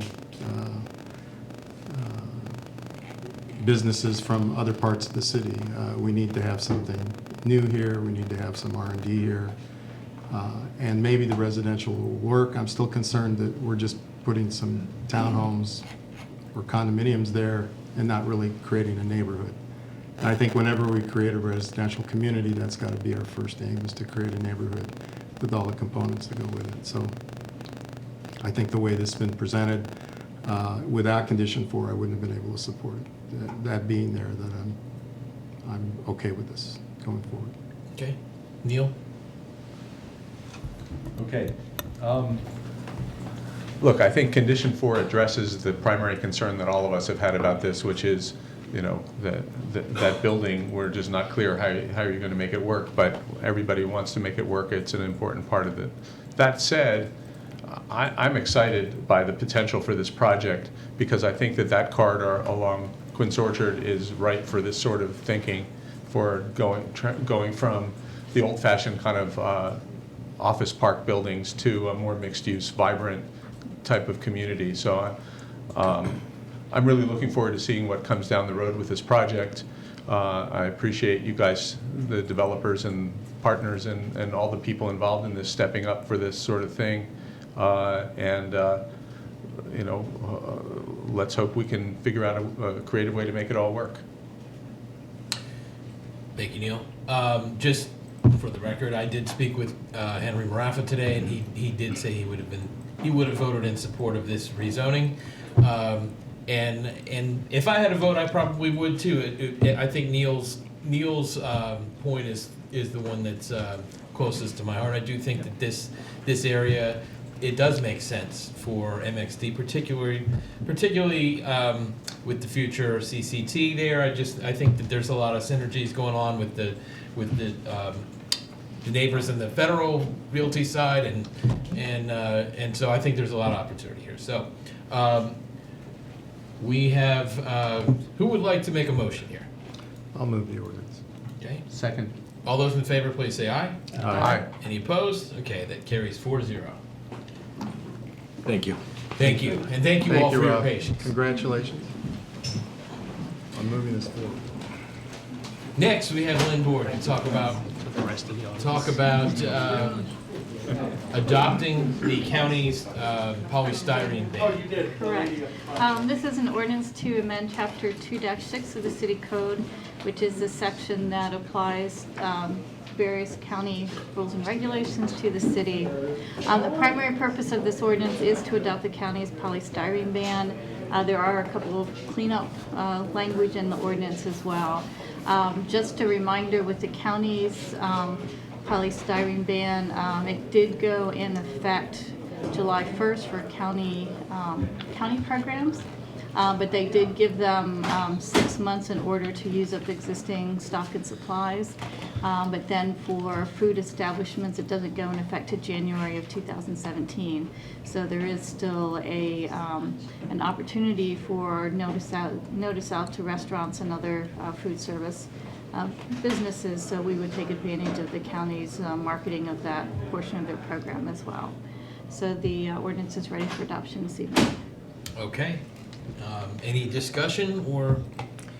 I think the fact that many restaurants in the city have already adopted the new packaging, and so this isn't the concern that Henry had in terms of unintended consequences. So this is a case where Henry and I disagreed, and I think for the right reasons, for me. Anyway. So You were right. I was right and Henry was wrong. So when he agrees with me, he's right. Way to take advantage of the opportunity while he's not here. Anyway. Yeah. So, but I think at this point, maybe even Henry would come around. So but that might just be the anesthetics. Any further comments or someone? No, wanna I move? think we've all discussed the merits of it. I think it was Rob's proposal, so Rob should make the motion. So moved. Second. All those in favor, please say aye. Aye. Any opposed? Okay, that carries 4-0. Next, we have from the city attorney. Nothing for Do we have anything from any other staff? Not tonight. Okay. Well, as I mentioned, we have no work session next week. The next regular meeting of the mayor and council is on August 1st. So until then, let's do great things, Gaithersburg. We are adjourned.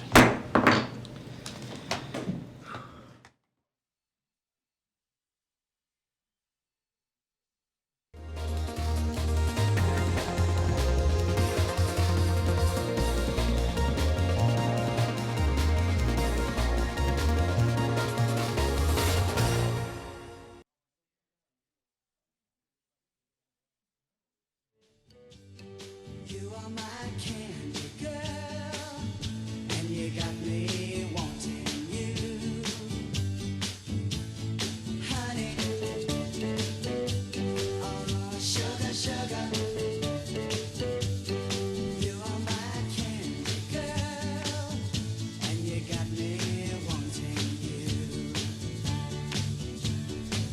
just can't believe